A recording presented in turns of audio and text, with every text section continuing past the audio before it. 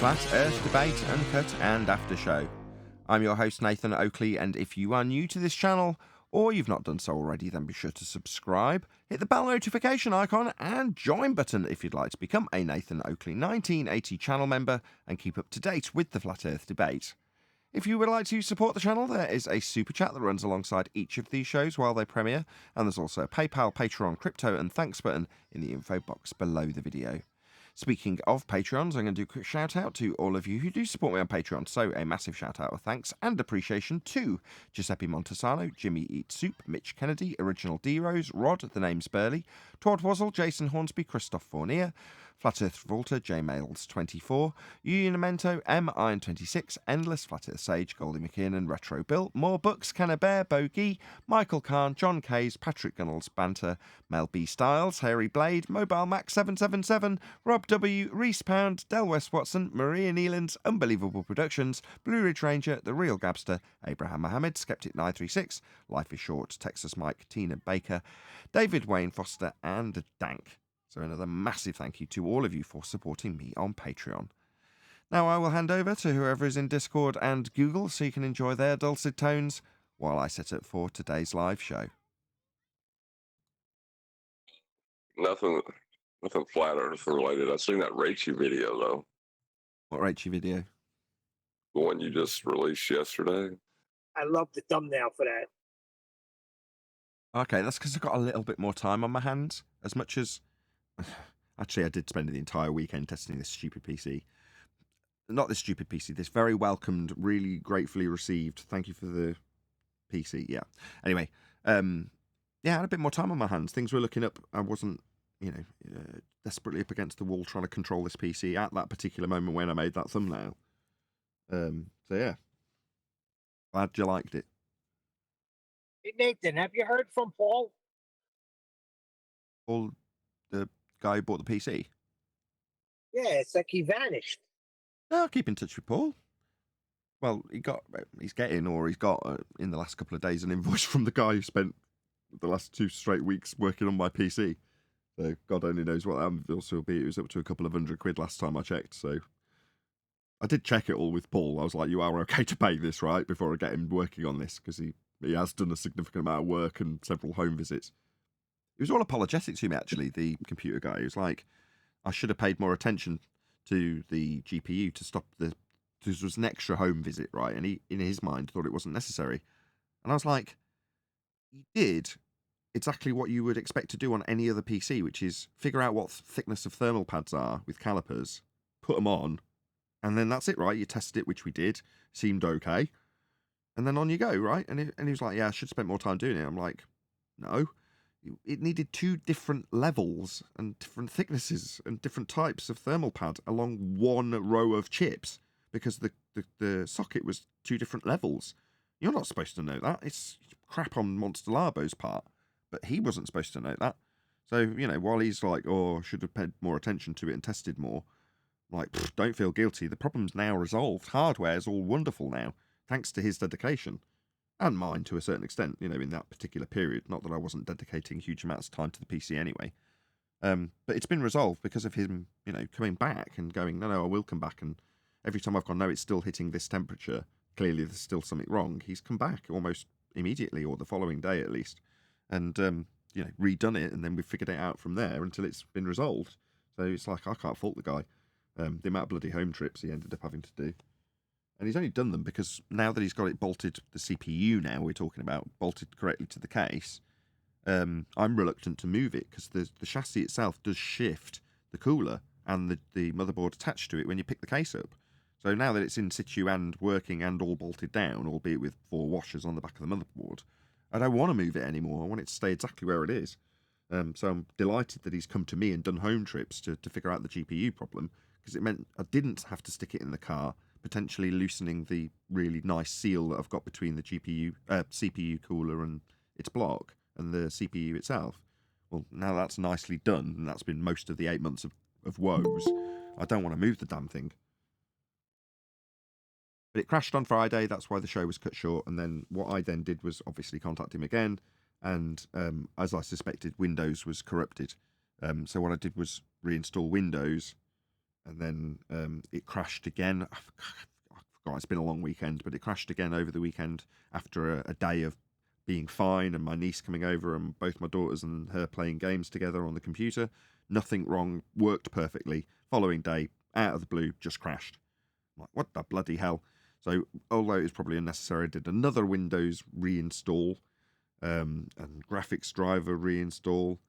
And it turned out that when this crashes stopped, which were endless yesterday, all I did, just because I couldn't get a game to... I thought I'll try a different game to test it with. So I downloaded Valorant or something, which is similar to the game I do play, Fortnite, to test. But I couldn't get that to work either. And I'm like, okay, well, I'll rotate the monitor because it wouldn't fit on the screen properly.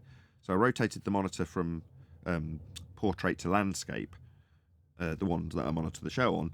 And again, that game didn't work, but Fortnite did, because that was what was kept crashing and indeed taking the system with it, depending on what was going on with the hardware. But it stopped crashing. It just started working again. So I flipped the monitor back to portrait. Hasn't crashed since. So like, oh, okay. Perhaps me having a strange orientation for one of the main monitor, that is to say my main monitor's in portrait, and it didn't like it. It just kept crashing. Flick it to landscape, run a couple of applications, restart it, flick it back to portrait, and now it seems fine. Doesn't mean my confidence level's very high for the show today. You know, given the amount of crashes I've had, even with the new hardware, which is now all definitely sorted, none of it's overheating anymore. I don't know if I've still got any software bugs. I've tested all weekend till it stopped crashing. So now we're back to about the point that I'd be if I'd done that with the original configuration, which is I'm reasonably confident we'll have a decent show and it won't crash. It might carry on as it is now forever. Now it's had a new Windows install. Now it's had a few new bits of hardware. I would hope the show will, like I say, I hope this will be the last time I ever mention this computer again. We shall see. Well, I hope it is. Just for your mental well-being and the temperature of the room you have to sit in. That's solved. That won't ever be a problem again. We don't care. We just want a show. Me too, Neil. Me too. I don't want to care about the computer either. However, first and foremost, it is the primary tool to get the show running, so I do have to concern myself with it. And, you know, yes, it will give me a nervous breakdown or a heart attack if it does continue much longer, especially now that hardware's started to be changed out. But I don't think that's going to be the case. I think the Windows install having a few glitches when you first do it is not unexpected. And all the tweaking of hardware is not unexpected when you get a new piece of hardware. So all the things I'm doing, although, yes, it's off the back of 9 months of fiddling and doing similar things, it is kind of all normal. As I said at the end of last week, do you remember, Neil? I was like, no, this is just normal tweaking of a new PC, because it is kind of new. That's why I've called it Beast 2.0. But nothing's boiling, nothing's overheating, nothing's hitting thermal limits, nothing's throttling, it's not boiling the room. So from a hardware perspective, everything's functioning perfectly. None of the hardware's failing because of its overheating or a hardware problem, a physical PCB-related issue. None of that's an issue anymore. That all seems to be resolved, which was the main problem. Software, I can deal with that. You know, I can get around it, even if it is causing crashes like it did on Friday. Eventually, software instability will be resolved. Much, much easier than hardware instability.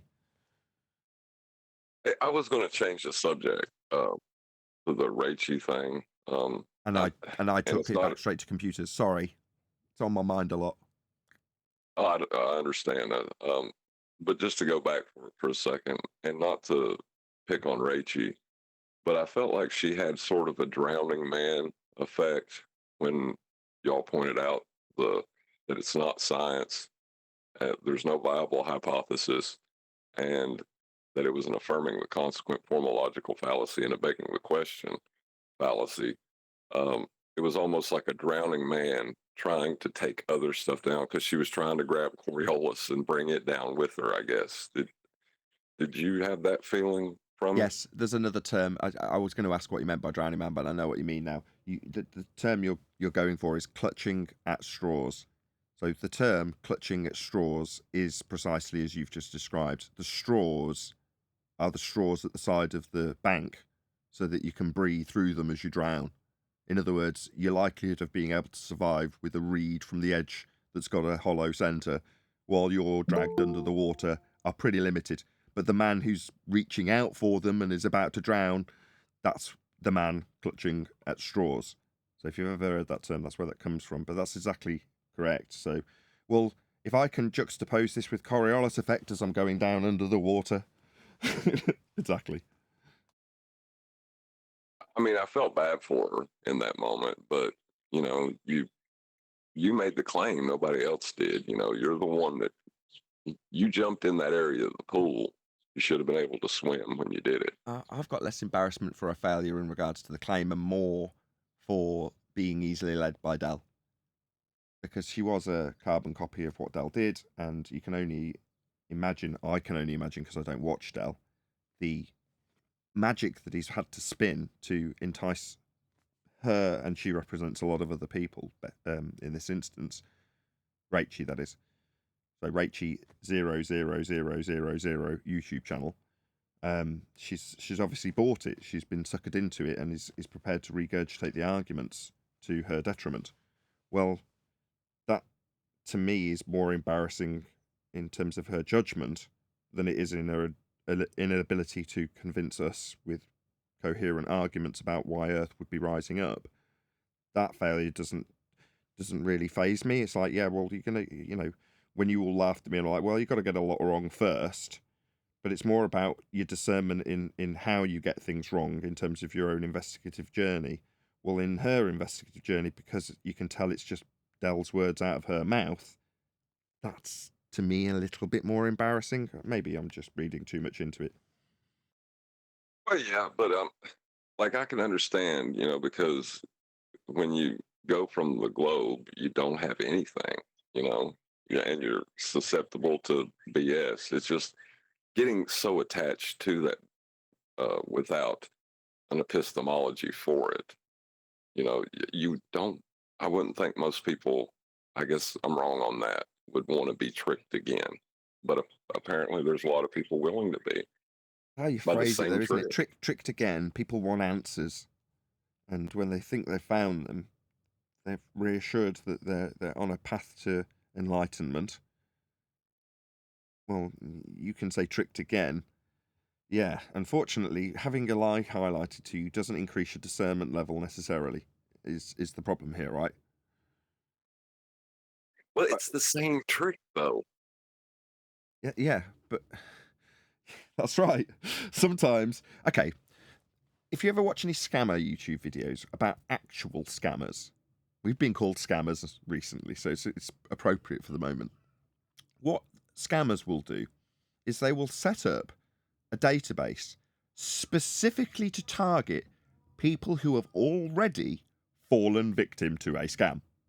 For instance, somebody who falls victim to the advanced charge scam, where you're told you've got a credit card with 10 grand on it, you've just got to send 50 quid for the postage. Okay, people fall victim to this scam. They then get added to the already been scammed database, where people will approach them and say, have you been scammed out of £50 with an advanced fee scam? We can help you. / scam you again. Because people who are falling victim to this scam and go, oh, I've been duped, it doesn't raise their discernment level one iota. And the same can be said for almost anything. When I tell Neil, what you want you will not get. You want a general uplift in the overall discernment level of the populace. You're gonna laugh, aren't you? Right? We're working against the powers that should not be trying to dumb everyone down. And you think you can raise their discernment level by what? Just showing them that they've been duped. What that does is highlight to all the other narcissists around them who the potential victims are. Oh, you got duped. Oh, someone told you that you were duped. Okay. But the guy that doesn't care about the globe, your average Joe businessman who has zero interest in space or the globe. Oh, yeah, we're on a globe, yeah. Meanwhile, business. He's not going to get exposed to the lie and care about it enough to be reinitiated into a different paradigm lie about the nature of the world. Because number one, he held no interest. Number two, his discernment lies elsewhere. Yeah? But the people who happen to have their discernment lying in the conspiracy realm that Flat Earth's been tucked into, all they do when they go, "Oh, I've been duped," is put a little light over their head saying "potential victim." That's all they are to the guys who dupe them again. But you guys, no offense to you, seem shocked when that occurs. No, I'm not in the slightest bit shocked.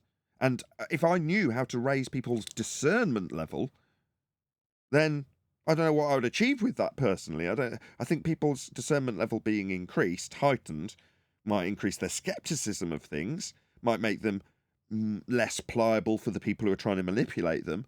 But if you specifically as an audience member aren't specifically trying to manipulate anybody, what benefit does it have to you?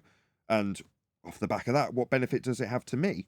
If I increase my audience's discernment level, from a selfish perspective, how does it assist anybody? It only hinders the people trying to manipulate them. Now, if your ambition is to hinder the people trying to manipulate people, then fair enough. But me, I've turned my back on them. I've got a very different attitude. Oh, they're liars.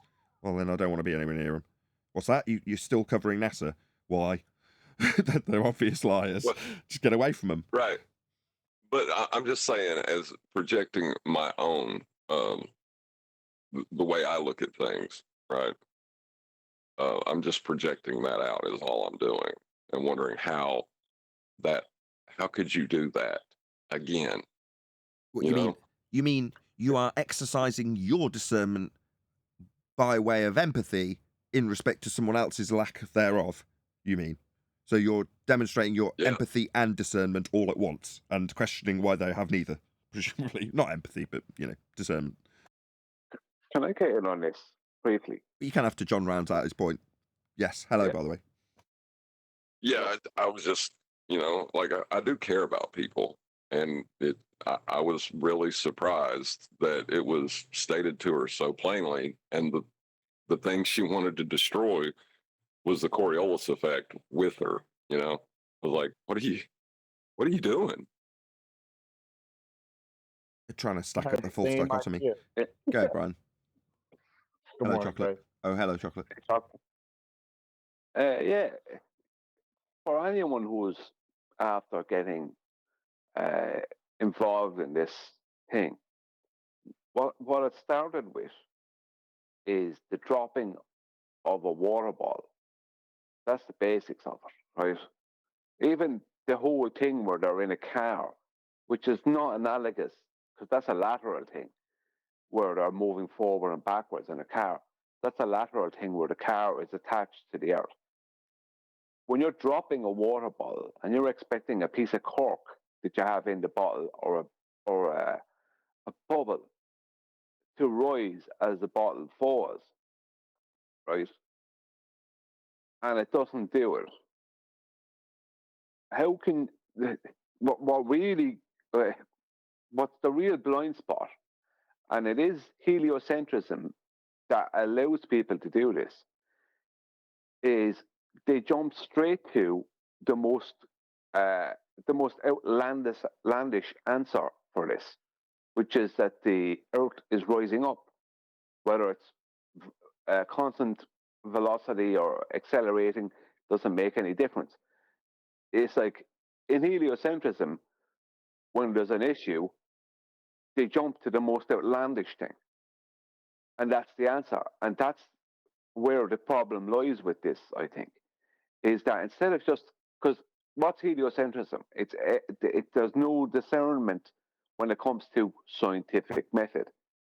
Like, so why is this happening?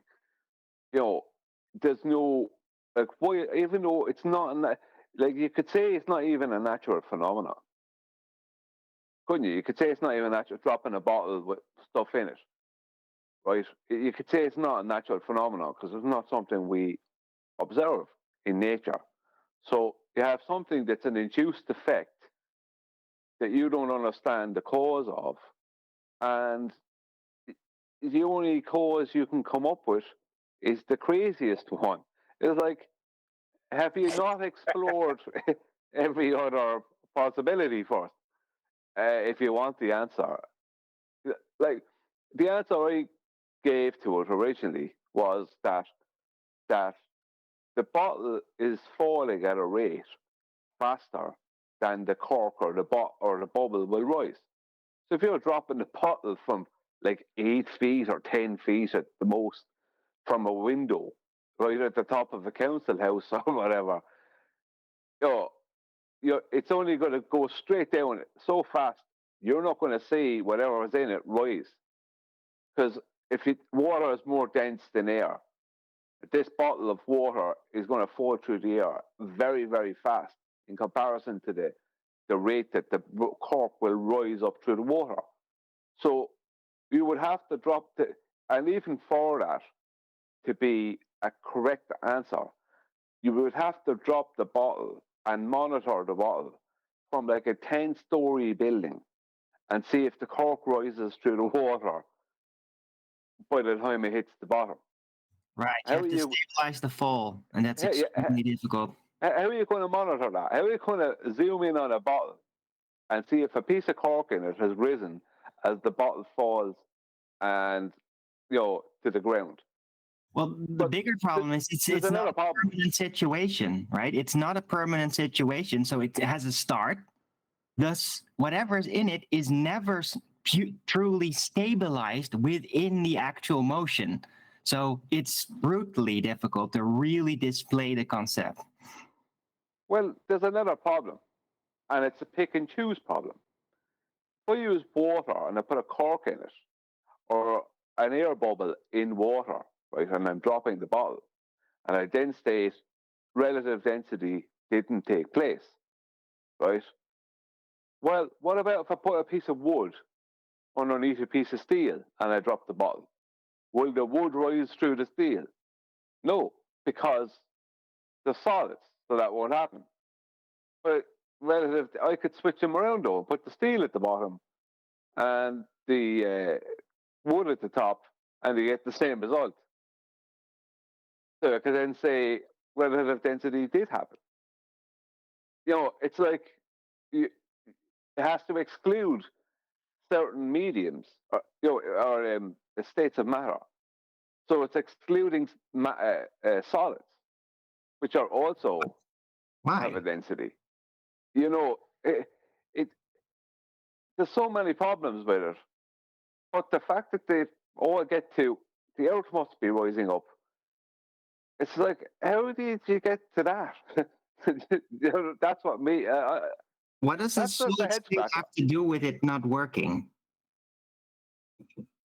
Yeah, I don't see how the Earth rising up is the final answer. No, I don't see how it wouldn't. I just see how it's absolutely and permanently unprovable, but I don't see how it mechanically wouldn't pan out. It definitely would. But it's outrageous. It's an absolutely. You guys say no, because you always do that every time I do something like this, and then, yeah, you know what happens. But it's utterly outrageous. It's an outrageous claim in the first instance, let alone a reasonable supposition of cause for a cause and effect relationship they're asserting. It's an outrageous claim. It's not like you go, I wonder what causes that. And then you come up with the most stupid nonsense. Yes, it's unprovable, Alwyn. And yes, it leaves you pondering, Brian, but you're a deep thinker. Me, I just get to the outrageous claim bit and go, what? What? I don't care what you say after that. I'm all about the thinking. I'm just thinking, I don't see how it doesn't work. I just see how it's utterly ridiculous as a concept, leaves more problems to be solved, like what medium is it moving in, right? It's a screw up. But mechanically, there is no material that's like, this makes sure that it's not that. No, it isn't. Nothing proves that it isn't that. Let me just address that, because the phenomenon is a density gradient or density gradient axis. Clouds are denser. Clouds are which density passively divides itself. Okay, density. No, clouds are more dense than the air around them. Yeah, but there's also rising air there because of temperature influences, right? This is the point. Stop. Is not only. Stop 1 second. Number one, you're talking over him constantly, Alwyn. And he's too polite to tell you to stop. Number two, this is the point of it, right? As long as you can get into this wrangle dangle, the outrageous claim gets forgotten real quick. Then it's just winner, loser, and then you remember afterwards, oh yeah, he's proving Earth moves up, right? So this is the No, point it of it, this doesn't. wrangle-dangle now. We should argue I'd have to disagree with Sean. about if the model works. We should just focus on how it is What absolutely model? and permanently unprovable. Talking about. Disagree with clouds are denser than the air around them. You can't. What? Yeah, I do. Yeah, because clouds are water vapor, which are less dense than air. So the thing about water vapor, it's not until it condenses to. Clouds aren't water vapor. Clouds aren't water vapor. Well, they are. They're made of water vapor. No. No, Okay, they're not. no, to be called clouds, they're in the process of the phase change. Before that, they're invisible water vapor. You wouldn't see them. They're not clouds. So very specifically, no, they're not clouds. Water vapor isn't clouds. Yeah, but you're not seeing water vapor. You're not seeing water vapor. Well, then What it's seeing not is- clouds. Then it Yeah, isn't. Yeah, If we're not you're seeing water you're- vapor, it isn't clouds. Then is it? aerosols and dust and other things. That's where we get to actually visual as clouds. Yeah, but that's because not it's just condensing. water No, vapor. no, that's because it's condensing around those things before it becomes rain. So yes, in order to become a water droplet, for that to occur in a phase change, it's got to have something to latch onto. So normally, yeah, there might be a bit of dirt in the air that it forms around. So from that perspective, but you're still talking about the transition process. It's not water vapor anymore when it's doing that. Well, it's condensed water condensation vapor. requires a surface. Arwin, That's how it's. Arwin. for 50 Yeah, Oh, hours, just gonna condensed. second time in the It's last water. 10 minutes. Arwin's just a bit keen. Yeah. I'm normally not here. I'm not doing my own show today, so I'm just. So that means Okay, once just everyone. hold on. Everyone else, Hey, everyone else, Oh my hold on. I God, just need to. Arby can't be part of the conversation. You Yes, can I hear be. it. Of course you can. You just try not to, just step in at the right moment. You're just a little bit off with your timing, and it's just becoming a bit rumpusy. I'm not moaning at you. It's just your timing's a quarter of a second off. That's all. You'll get back into it for whatever reason. You've not done a show and expelled some energy, so your energy level's slightly higher than normal, and you can tell by your interruption being just that quarter of a second too early, and it's going to start stepping on people to the point of irritation, like Neil normally Okay, does. I'll shut up then. I'm not saying shut up. Well, then I'm going to interrupt just that quarter of a second too soon. Fair enough. We'll have to deal with it by the sounds of things. Boy, What that's the showing hell? favorites, Jason. That is showing favorites there. Neil, shut up. Can I add about clouds? Clouds also have air involved in them. So if you take a ship on water, steel is more dense than the water, but the overall density of a ship, when you add all the air that's inside of it, is actually less dense than the water. Even though, right, so that's how a ship floats. Right, so a Thank cloud you, is the same. Archimedes. Yeah, well, I mean, that's what we're talking about. This is what we're talking about. No, we're not. So the No, that's my point. No, we are not. We are talking about the nonsensical, outrageous claim that Earth moves up. But here we are talking about how things float and how things are buoyant in water versus how things condense in clouds. Yeah? This discussion is so devoid of any connection to the actual outrageous claim that Earth moves up. It's untrue. And I'll be pointing that out every time we get into this little wrangle-dangle, as I call it. Well, it would be, but they claim a cause for a phenomenon that we observe in nature, right? Fantastic. Put it through the causal relationship method known as the scientific method, and you'll be taken seriously by people. Well, which that's obviously the thing. that, Hold that on. didn't work out. Sorry, What Derek, go ahead. phenomenon? Just like when people say gravity, let's take it through the scientific method. What are you taking through the scientific method again? You have to What's observe the a phenomenon. phenomenon? Well, you have to rack your Exactly, brains John. at some point, like to put it into the method. You have to actually observe something occurring. Well, with Anthony, with the exact same phenomena, he observed and could describe in nature how some things go up, some things go down, some things remain neutral, and he can qualify that.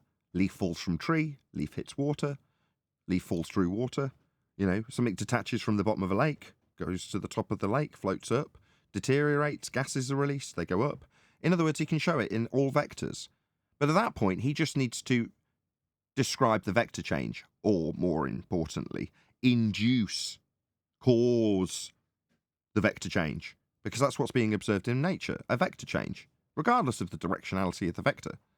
So that's what he induced in his experiment, his egg-based experiment. Had a validated hypothesis that was legitimate, and then he varied that which he assumed caused the effect. The effect being the vector change, describable as some things in nature go up, some things go down, some things remain neutral, most things remain neutral. And then he induced a vector change by varying that which he supposed would cause the effect, the density of the medium.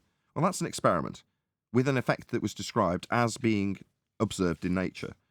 Now, if you want to qualify it in that way, so long as you are actually causing the effect you're describing and not pretending that something else which you vary is actually Earth moving up. If it's Earth moving up as the claim cause, this is where Arwin's point was most valid, you can't validate that. You're not going to vary and manipulate that which you have an outrageous claim for. The Earth moves up. You can't vary that. Right, and you can't even get a hint towards that because you would literally have to separate yourself from that reference frame, which is the claim, and that's not going to happen. You're not going to leave Earth to take a hint of whether it is moving in relation to something else or not. I don't think I'm being fully understood on the phenomenon part. No, you are, John, because that was my point. Clouds are more dense than the air around them. That's just a factual statement. No, I don't. No, They're in an equilibrium with the entire scenario. I'm sorry, I really disagreement. hate to break up this meteorological discussion, fascinating though it is. Is there a point at the end of this? I mean, whether or not Brian's right or you're right, and I know which side I'm on, I'm just not going to state it. Is there something being proven at the end? Are we proving Earth is the non-required claim of stationary, which doesn't have any inference or need for proof attached? Well, Extraordinary. will you look for a cause for a phenomenon you don't observe? Exactly. That was my point with the bottle. It's not a natural phenomenon. So the natural phenomenon is not. Okay, I see where you two are cross-wired now. course. Brian, his point, John's point, is that the assertion that goes along with the induced effect with the bottle is to assert that there is this density disequilibrium as they describe it. He's saying, as you describe it to be your phenomena is false to begin with. That's his point. Right. But his hypothesis, or if you could even call it that, probably not, is like, why is the density axis, whatever is in that accelerating medium, why is it shifting? Well, it's because it's accelerating. Hello. Morning. It's Yo, still yo. on Twitter, by the way. It's just Good morning. It's come up on my icons on my iPad with a little X, and when I went to it and tweeted out something, there was nothing but X logos on everything, and I didn't see any little birdies, so I'm going to call it X. Okay, it's still got Twitter. That's what it's called now. It's called X now. Yeah, but it's still on twitter.com, so Yeah, sure, but that will get changed in time. I mean, the actual process of sending a message via it, is that now called Xing? I believe so, yes. I think I'm that's sending what they're trying to it initiate. feels all very trans because it's still twitter.com. Right. So I heard that twitter.com goes to actually x.com, but I haven't tested that out. That's what I heard happens, but I don't know. It's nice that they invented a platform for twits to communicate. sure, but it's now going to be called sending an X, right? So I'm going to send an X as opposed to I'm going to send a tweet, correct? Yep. No. Oh, it's just like, I don't like this. Things are changing around me. It's not right. What? The great Elon has changed Twitter, man. So Frankly, who cares? I'm going to call it Twitter then. Who cares? I'm scared. I mean, literally, who cares that it's got a branding adjustment? Does it matter? Does it really matter? Yes, it's a change, and change sucks always. Change bad. equals bad. Not necessarily. Sometimes the good things in life take a little bit getting used to, like my computer. I'm sure it'll be absolutely wonderful, and in 5 years, I will remember it with the fondest of memories. But there we go. Hopefully this live stream will be a successful one. I'm probably going to extend the live show beyond an hour today, just so you know, so I can do a bit of stress testing. Still at that stage with new components, believe it or not, with a full weekend of stress testing behind me. Anyway, we're going to do some housekeeping, so pay attention. Any evidence of a physical geometric sphere-edge horizon, formerly known as the curve of the Earth? No, it's officially not geometric. Shout out. Yeah, As the claimed by the calculation. same people who claimed it was geometric. So picture that. Yeah, and those calculations for the geometry or the geometric horizon require a flat plane. So I don't know if they're ever going to get out of that. They never claimed the geometric horizon. Oh, I'm going to stress something that D Rose has picked up on, that he's obviously he's fairly good at keeping up with the comment section of the two different channels. So that's Nathan Oakley and this channel, Nathan Oakley 1980. But D Rose has obviously picked up on something that I obviously, as I moderate the comments on my own channels, have also picked up on, which is that there are more than a few people who have started to describe the claims of us being scammers as pure projection. So I'm going to read out Super Chat first and foremost. Thank you, D Rose, for the Super Chat. Excuse me. Although I'm not here live with y'all, I'm here in spirit Super Chat. Crush the FE frauds, take no prisoners. The actual scammers are projecting upon us. Thank you for the Super Chat, D Rose. Really appreciate it. And true. And true. It does seem to be like projection. Any scientific evidence of gravity before we get onto that topic? Any scientific evidence of gravity, they can move away from housekeeping. We've done a couple, that's good enough. No, there's no scientific evidence for gravity. What would be the observed phenomenon? Oh, sounds familiar, hey? If you're watching and you've just been listening to the pre-show, sound familiar? Without it being an in-joke, we were talking about the upward rising Earth, which has the identical problems and the identical heart of an upward rising Einsteinian notion of gravity. Just so we're all aware, it suffers the exact same problems. No, Arwin, to answer your question, what would be the observed phenomena? There isn't one. Just a sliding of the scale from 0 to 1, so that you are under the misapprehension that there is 1 G-force on you when you do bugger all. I would disagree. I would say that their phenomenon is anything you observe. Therefore, you could just throw it into a certain affirming the consequent, form a logical fallacy, and there you go. It's more than that. Anything I observe. Anything you observe can be attributed to gravity, but also anything you don't observe as a consequence of a spinning ball belief. Not flying off Earth. Exactly. Gravity. Not suffocating in a sky vacuum. Gravity. You know, anything you like that's not happening. Exactly my point. Yep. Anything you observe, anything. Something happening, something not happening, doesn't matter. It's only happening because of what I say is happening. Well, wasn't that time? Not having to that in there descend too? in an aeroplane towards the drop, the cavity that's opening up 8 inches per mile squared. Gravity. I thought time was the cause of all things. Oh, that's also gravity. That's gravity. Okay. I was kind of saying, not to bring it back to that, but I was kind of saying before, like, no disrespect to Rachel. She seems like a very nice person, but I didn't understand why she was trying to correlate this density layer being caused by the Earth rising up with Coriolis. I'm confused by that. Like, what? First of I all, understood that. what Coriolis? It's because they don't think consistently, man. We know the answer. Like, it only leads to two things. They're not concerned with committing logical fallacies, and they're not concerned with, the scientific method. That's it. And Yep. she was drowning. Yeah, that's the two things I said prior to Rachel's visit to Quantum Eraser, as he beckoned her, was exactly that.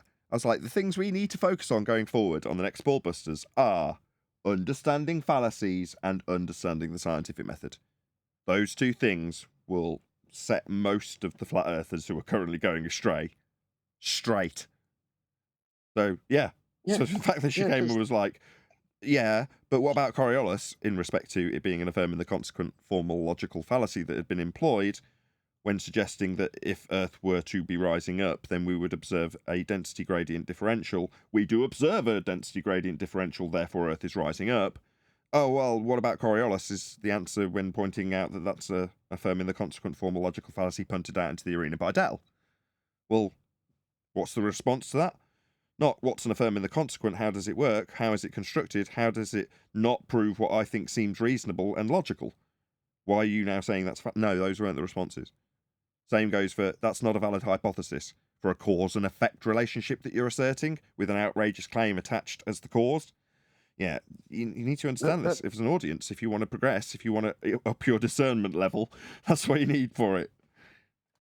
That's why I was confused, like twofold, because I was just like, wait a minute, you're trying to put this so-called observed phenomenon into the scientific method, and obviously that's not working out for you. But then you go into Coriolis, and it's like, wait, first of all, what Coriolis? That the same Earth-based one that we've been debunking for years that there's no proof for? That one? Like, and then what? Does that make Coriolis science? I don't even understand it. I was like, what? No. I heard don't through get the shutting down perfectly reasonable by QE that she was saying, no, you know how the ball seems to curve but doesn't. That was what she was trying to get out. So when you say, was she referring to the non-existent, you and your reference frames are ruined, non-effective Coriolis non-drift that's also 15 degrees an hour on a globe? No, she's talking about actual Coriolis effect and the illusion that you have something occurring when it isn't. And she was going to presumably juxtapose that with an upward rising Earth somehow. I think she was going for the Coriolis effect is not scientifically validatable, and that's fine because you don't need science to prove the Coriolis effect. No, you can describe the effect and induce it and show it repeatedly, but in terms of whether or not there's anything that's rotating non-inertial turning reference frame inducing a not actual drift in objects moving detached from you rotating on that non-inertial reference frame through the inertial reference frame, when that object travels through the inertial reference frame straight, but you turning beneath it see it seem to curve, well, so what? It's just an effect you're describing. Is it a natural effect? Probably not. Maybe you can show me where that occurs naturally in nature. I mean, we've pondered this a few times. My example, just for reference, is going down a whirlpool. You know, I can't imagine where that might occur in nature, but I've seen it several times at lakes by giant dams, and they open a little pipe, and literally you see a hole to the hell going through the water. It's really bizarre. Well, I've seen that a few times, and if you imagine swirling your way down that, well, that if you had a naturally induced whirlpool, for whatever reason, some cavity opened up below a body of water in the earth, and suddenly the water's swirling its way down, and you're part of that rotating, non-inertial turning reference frame, and somehow unaware that you are swirling, and you look at a branch coming towards you and go, oh my God, it looks like the tree's coming to attack me, because you're somehow unaware that you're attached to a non-inertial spinning reference frame. Therefore, it looks like the branch is curving its way towards you as you reach out for it. Thank you, branch. You came to life and reached out to me as I was slipping, unbeknownst to me, actually turning down a whirlpool. So yeah, there are certain examples that you could sandwich this into a naturally occurring phenomena and then science it, if so desired. But why would you? No, Sorry. no, I have to disagree there. Ironically, a tornado would be a good example. Or except tornado. The tornado wouldn't be caused by the Coriolis effect. It would be the Coriolis effect being in it. Right, I used to do the same. Dorothy in The Wizard of Oz, right? When she gets picked up in the house, yeah, she's going, oh, right, look at that tree seemingly coming towards the house. Well, no, your house is in a whirlwind. Anyway, yes, Brian, go ahead. You object all the way. Yeah, I do, because you know that you're rotating. The Coriolis effect is based off you pre-assuming that you are stationary and what you're looking at is rotating. The only natural effect for that exists only within heliocentrism. Not so fast. Listen back to what I said. You're not going to get one over on me on Coriolis of all the subjects. I said, you know you're in a whirlpool. In my example, I said, for the person in the whirlpool who was somehow unaware that they were rotating down a drain. They just thought there was... I did incorporate that fact before you objected. I got that in. Yeah, you but go you're not listen. going to not be unaware. I don't know. Some people... Brian. I mean, Brian, gravity. That's how. Oh, no, that wasn't actually my objection to it. It was the reference frames, since reference frames are a mathematical concept. Hold on, let me just back Brian now you've said that. If you're on a roundabout and you look down at the floorboards of the roundabout, merry-go-round, whatever it is, and you cup your hands around your vision so that you can only see the floorboards. As you look down at the floorboards with your feet touching them, you and the floorboards are as one, right? You're not moving. The floorboards aren't moving. You're just standing on them, and that's it. That's a non-inertial frame of reference. Because as far as you, your feet, the floorboards, all of it's as one, not moving. Now, No in movement reality, relate to one another. just let me get to the end of the example, Arwin, so that people understand. I thank Paula for this, right? Formerly Level Up. I can't remember what her new name is. Damn. Paula, formerly Bible literalist, formerly Level Up. She likes to change her name a lot. Anyway, it'll have Bible probably in the title somewhere. The point is that she explained why it was non-inertial to me, and up until that point I was really struggling to remember the order when I rattle it off, because I want to be able to bang, bang, bang, rattle off non-inertial and inertial reference frames correctly identified within the example. But I was struggling, because I'm like, it makes no sense. The turning reference frame is, quote, non-inertial, but it's moving. No, from your perspective, looking down at the floorboards, cupping your eyes around it, you're not moving, and neither are the floorboards. It's non-inertial, right? The fact that it is overall turning, it's the idea that you're unaware of that for you to see the effect of a ball tossed over the top of that roundabout seem to curve. Because from your vantage point, you look at it, and as you turn underneath that ball going in a straight line, the ball that is going in a straight line, because you're turning, it looks like it curves. But only if you ignore the fact that it's because you're turning underneath it. Normally, people don't pick up on this effect because their brain is intelligent enough, without even thinking about it, to recognise that no, the ball isn't actually turning at all, you're moving away from it. Like when you travel in a car along the motorway, the hills in the background are not moving, and neither are the parallax effects of the near foreground hills moving at a quicker rate. You understand intuitively, instinctually, that these things are stationary and it's you that's moving. But if you are to mathematically, getting to John's point after backing Brian, to describe that effect of the ball curving when it doesn't, you have to mathematicize the reference frame of a roundabout in this example into a, quote, non-inertial, because you're part of it, turning reference frame to induce the not actual effect of a ball curving when it's actually moving straight. And in so doing, you describe the Coriolis effect. That's what we're doing in case anyone's lost track of what we're describing. It is reasonably complicated. The Coriolis effect has no Not natural really. phenomenon. That's the thing.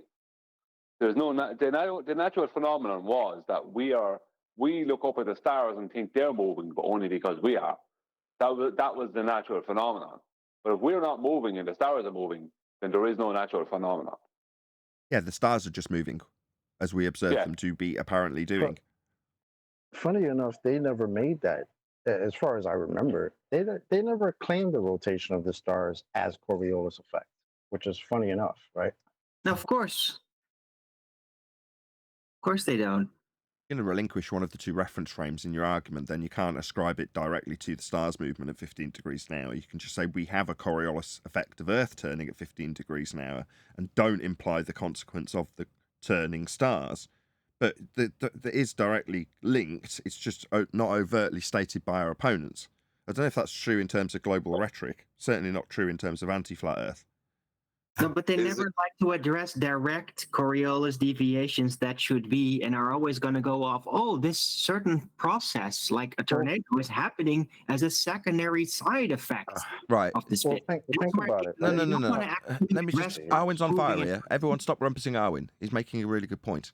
Go ahead, Arwin. That Well, was my point. thanks, Chocolate. Hold on, Arwin. Go ahead, Chocolate. No, that's my point. Is that the Globers they never, like, how many times have we asked the Glober, where do we see the Coriolis effect?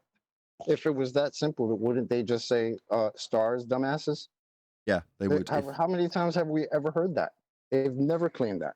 Sure, and in not claiming it, they ascribe it to other things that are rotating as opposed to the non-inertial turning reference frame they claim Earth is. They ascribe it to something else turning like a hurricane and deny that you would see an effect simultaneously, like Dan. Simon Dan said, via a tweet, an X, you and your reference frames are ruined, with an example of a man on a bouncy trampoline being pulled along by a tractor and not drifting away from the trampoline. In other words, look, the two reference frames are as one, there's no deviation.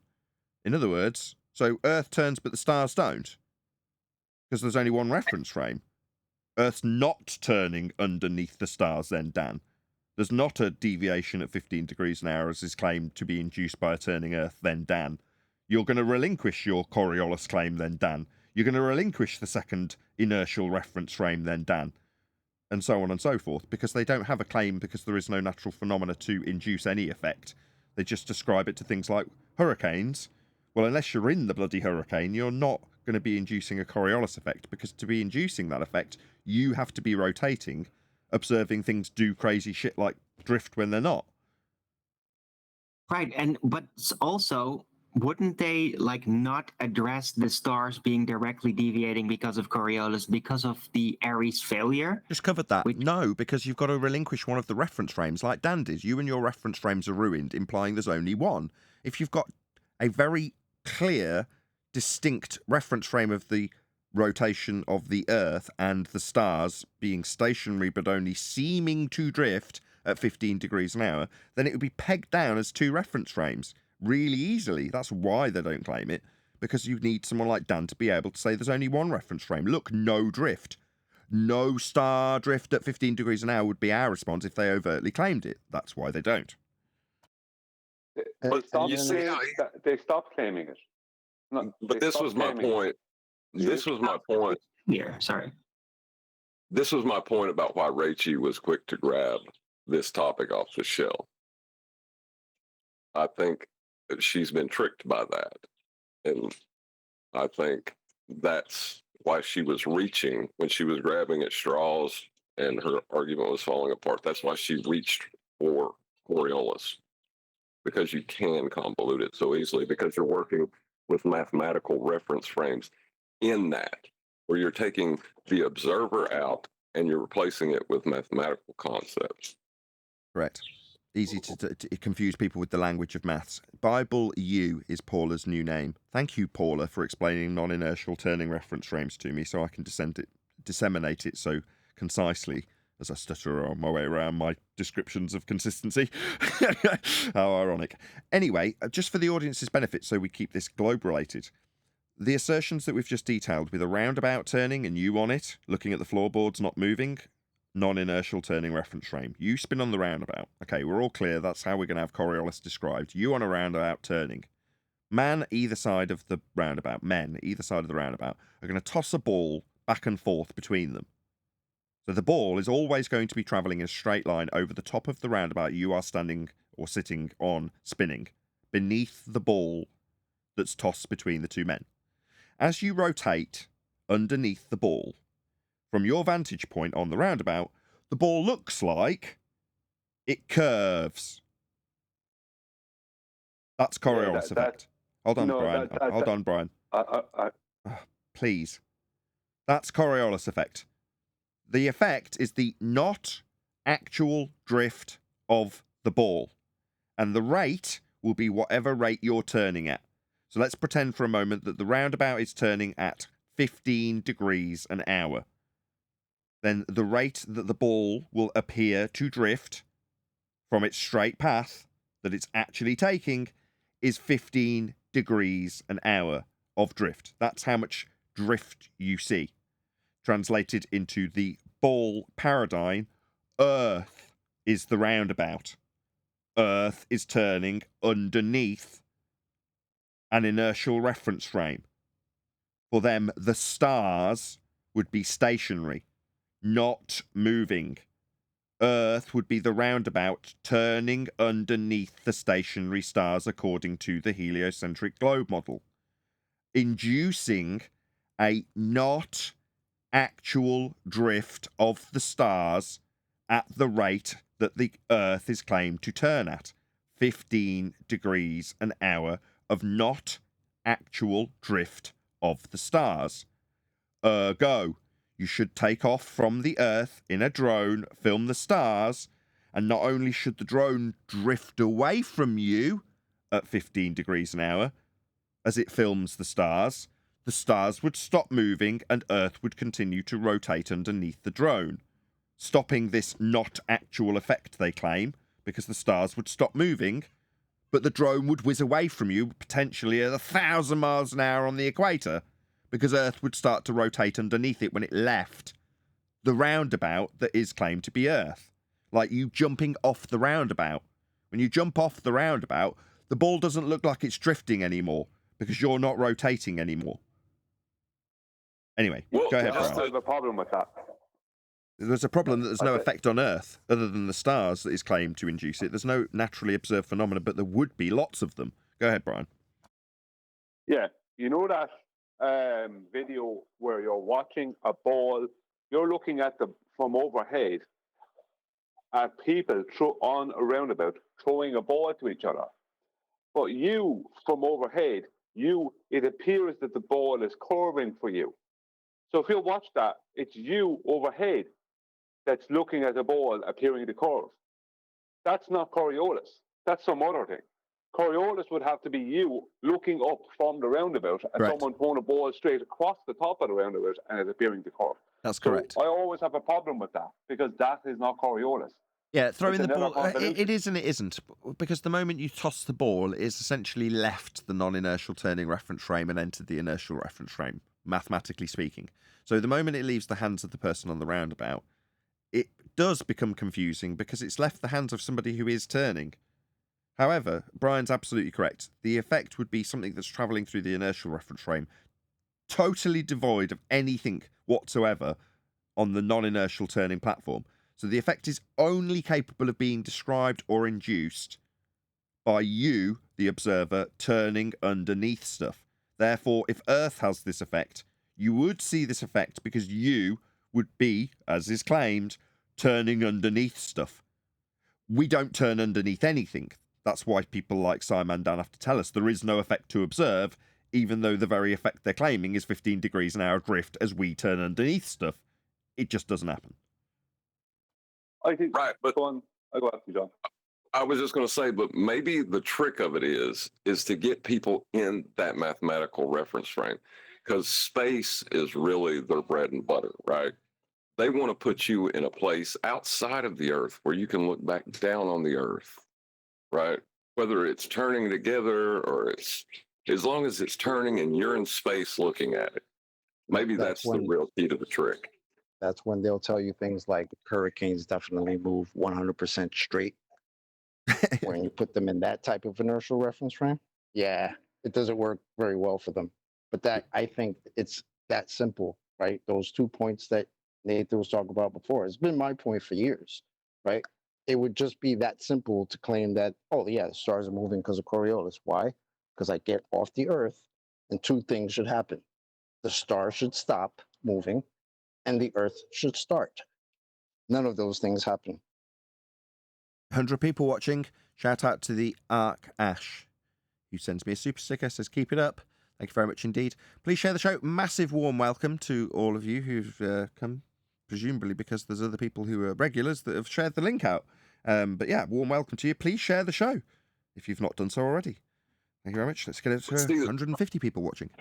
Go ahead, whoever that was. But the reason I'm detailing that is because it's the same trick, right? If you can get someone outside of the Earth, whether you're asserting the Earth is rising up or you're asserting it's turning, if you can get them into that space that doesn't exist to look at the Earth, you're halfway there to tricking them. Yes, John, because technically, Coriolis effect doesn't have a natural phenomenon. It only has an induced thing. You can induce it, but it's not a natural phenomenon. The only natural phenomenon they had was supposedly the star has been stationary, but we think we're rotating. But that's been proven to be false. Because and why they don't talk about that is because they have to convolute everything was how you don't see it in an airplane. Because when airplanes turned up, they found out, hot air balloons, they found out that, hang on, the Earth is not rotating underneath us. So this is why you never hear about the stars, being apparently moving. They have to convolute it all the way because there is no natural phenomenon. The natural phenomenon was heliocentric. Right. But if you can get someone to, like, if you're trying to prove Narnia and you can get someone to imagine themselves in Narnia, you are halfway there to convincing them that Narnia exists. Exactly. But that's why I asked that question, because they've already, according to their narrative, they've already put something outside of Earth, right? That's where I'm about to go. I'm about to go there. Any evidence you can have gas pressure without the necessary antecedent of a container to press upon? No. Nah. Okay, I want you all to check this out. So over the last few days, I like movies. I'm a big movie fan. Got lots and lots of them on my hard disks. A lot of them space in nature. However, while watching Total Recall? Go on, whoever's decided right in the middle of that sentence they need to talk. I was just trying to predict Total Recall. No? Okay. Continue. Sorry. Thank you. I needed your permission, Eli. Really good to have you. So the channel that I'm about to promote, it's got a really limited number of subscribers. I don't know if he's part of a bigger outfit or if this is just his way of showing his green screen ability. But I came across him because he'd done a frame-by-frame remake of the Ed 209 scene where he's introduced in RoboCop. But they did it with in RoboCop, right? But they were a really crummy background with the machine that they pull all the wires out made of cardboard, and the gun made of cardboard, and the big boss of the OCP Corporation there with a puppet. He's a stick puppet. So it's really cheesy, right? Very, very funny. But I was like, oh, I like this. I'll see what else they've got on the channel. Now, a lot of it was him promoting himself as a VFX artist, but let's just share this link. So this is, I already have. So it's going by in the live stream chat now, but just subscribe to this guy because, number one, I think he's got a good sense of humour. But it's called Ghost Lite is the name of the YouTube channel. So, as I say, there's a link going by to his channel now, and you can check out that RoboCop video if nothing else. I thought it was very funny. And this is something else that I shared with everyone else in the Master B Skype chat. So what we've got on screen now, just so you can see, I'll make it a little bit bigger, is this guy doing VFX shots by changing the orientation a la Kubrick and then doing the motion on office wheelie chairs. So check this out.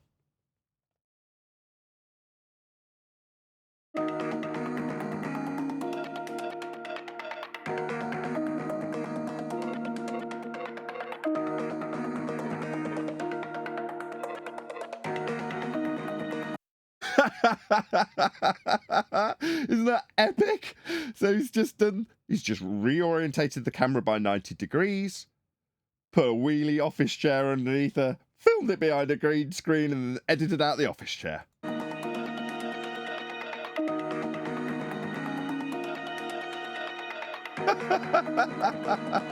It's very effective, very practical. The simplest ones are always the most amusing. Anyway, I just thought you'd all enjoy that. This video I is seen this morning. had someone put a fire sign on it. I don't know who was watching it this morning, but yeah, somebody liked it from the chat. This is called The Encounter Space VFX, and the YouTube channel is Ghostlight. So I'm going to give him a like because I thought that was brilliant. Anyway, check it out if you want to. Hopefully someone else will put a link to his Divergent Droid has done. Yep, go and check it out. Give him a like. Let him know, as always, although it's very positive in this instance, at Nathan Oakley 1980 sent me. Give the guy a like. Hopefully it'll boost him in the algorithm. He's got less subscribers than me. For that kind of work, I'd expect you to have a lot more than under 4,000 subscribers. So hopefully you can all give him some love and subscribe to his channel. Like I say, based on the RoboCop thing, definitely worthy of a subscription. So there we go. That's crazy because you could still see wires in NASA shit. This is even better than NASA. That's the crazy part, that people get fooled by NASA. It's like it's almost like sometimes they're not even trying. They do Kind of the like they're just harnesses. giggling at you. Yeah, they use. You need to check out Dilly Gill. DILLY space GILL. That's Dilly Gill YouTube channel, where he breaks down the various reasons, whys, and wherefores of the different techniques that they use. To coin his phraseology, NASA are on the cutting edge of cinematography.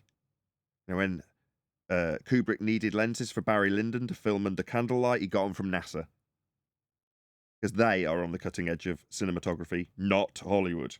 Anyway, they underplay their hand, they do things that are very low-key, so that you're not suspicious. In fact, they aim to bore you, as was highlighted once in a Simpsons episode, where Bart and Homer fight over the remote because the batteries have fallen out during launch, and the announcer saying, "On board today we have a mathematician, a statistician, and another mathematician." And they're all going, "No, get the remote, change it," because it's so boring. Anyway, the point is, what they're doing in terms of the high wire is required because they need to show people that they are doing it live. It's a live link-up technique that they use for the most part when they're on trapeze or high wire, whatever you want to call it. Now, they do that from crapo vision, several meters away in front of an audience with a TV screen and a couple of hosts. And they're doing the live link-up questions with the hosts fielding the questions, because of the delay, of course, to crapo vision shot from a second camera that doesn't reveal the ceiling. And then they do post-production on a much better, higher resolution camera image that does include the ceiling, that they cut out and CGI in after the fact and remove any glare from any wires. But from 30 feet away in an audience studio, on a tiny little plasma monitor or LCD monitor, you're not going to notice that they're sat on high wire. Whereas in the post-production, you can make it all look tunnely like they did in their post-production that I just showed you. You can add the ceiling thereafter rather than take away the wheelie chair, this bit. But when you're dangling, talking to a live studio audience, as was shown by Dilly Gill, and then the post-production bit that comes out 2 or 3 days later is a slightly different angle that suddenly includes the ceiling, you just know how the magic trick's being done. But if they're going to be asked to spin around because they're in 0G, they need to be able to do it on the fly if they're doing a live link-up. I'm not sure why they didn't just hire like all the kung fu actors that do all the wire stuff. Because I mean, I've seen some kung fu wire work from the 70s, late 70s, early 80s. That's better than some of the NASA shit. Maybe they need to get those I'll guys tell you to why. train them. What do you think is a more important prerequisite for an applicant to go up to space? Or let's put it differently. If you wanted to send an actor to Narnia, which is, wink, wink, absolutely real, isn't it, chocolate? Do you think it would be more important that... It is. Of course it is chocolate between you and I right now having this discussion. Would you think our applicant to go to Narnia, which is going to be more important? The ability to withstand some, let's just make any old crap up that occurs in Narnia. The very low oxygen levels, isn't there? There's very low oxygen levels in Narnia. And in order to be able to survive that, like the children did with their very healthy lungs, yeah, we're going to need someone super fit. So therefore, chocolate, which is more important, that the person be super fit or understand, wink, wink, that they're going to Narnia? Which do you think's more important? I would say if you're going for authenticity, we'll go for both. But in your example, let's make sure we're going to Narnia. Yeah. I get you. All of the astronauts are liars. There's very few people in this field that we can just point out and go, you are a liar. Descended from a liar? Your dad was a liar. Astronaut, you say? Liar. Lied to you, lied to me, lied to the world. Because there is no space, there is no Narnia, and saying that you've been in an area that would violate a natural law, vacuum, of space, would be to say that the gas we are breathing could vacate into that area that these people claim to have been in. They're just liars. We'd all be dead. And by proxy, there is no heliocentric inertial reference frame for them to claim Coriolis. Indeed. Good tangent. Well done. For them to be observing us in the way that they mathematicize a second inertial reference frame for you to look down on Earth spinning beneath you is the area of second law of thermodynamics violation, sky vacuum, that we also fondly disseminate when we describe people who claim to have been there as liars. No, you can't have been to a violation of the second law of thermodynamics area of volume that gas is not filling. Gas would be filling it. You claim you can go there, so would gas that's moving at a high velocity into every area of volume it can fill. It's just not filling it, but you're going to it, are you? Liar. Yeah, that's why I was trying to tie those two subjects together. I'm glad you did it for me. No, you did it beautifully. It wasn't me that tied those two together. You can't be looking back at Earth for it to be a non-inertial turning reference frame with you observing it from the inertial reference frame of space when space is Narnia. Good tie. Love it. 102 people watching. Please share the show. I still say it would have been more fun if they got Donnie Yen and Jet Li to be astronauts. I didn't make out a word of that. One more time, Chocolate.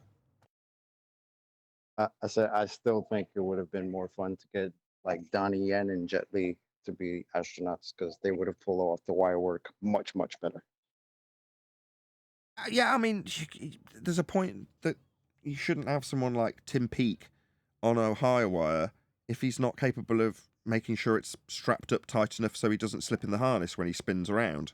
Well, that kind of lax attitude to the job would probably be overcome by somebody who was trained in harness work like me, like somebody who went to performing arts school, somebody who was really, really fastidious in doing their job correctly when it came to the harness, because that's what they did.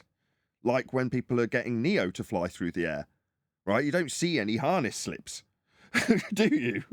Right? But Tim Peake, he's probably not got that quality. He's got the quality that he knows, nudge, nudge, wink, wink. We're going to be doing wire work, not going to space. So that's the bit that's important here. You know what I mean? But that's the part that I find so like ridiculous because look how actors will train to be to for their roles, right? Like certain martial art, like even you, like you said, Neo. Look how Keanu Reeves trains. Look how all these actors, Tom Cruise, they train to do these things. Yeah. So that when in production, it comes off looking good. Yeah, but you know the scene when with I know it's budget within like I know NASA you're talking has, about between the filming and the actual end result, but in the movie, in the Matrix, when Neo's talking to Morpheus and he's having a fight and he's standing doubled over going and he goes, "You think that's air you're breathing?" Right? Well, it's akin to Tim Peake going, "Bloody hell, it was really difficult today in zero gravity," and the production manager from the sideline going, "Do you think that's zero G? You're in a harness." No, actually, it actually plays in their favor because if you have professionals doing what we know to be high wire work, or what the public knows to be high wire work, when the astronaut who's not good at it does it, it looks like they're just in zero gravity. Oh, they're the amateur. No, they're experiencing something different because look at this guy doing high wire work. That's high wire work. This over here, that's something else. It can't be the same thing. No, I've looked it up actually. We're all going to look really stupid now. There is actually a justifiable reason for it. Gravity.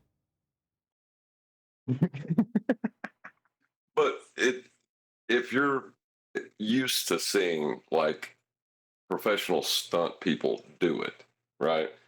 And then you have this guy on TV that claims to be in a place that doesn't exist, doing something that's kind of like it, but not quite.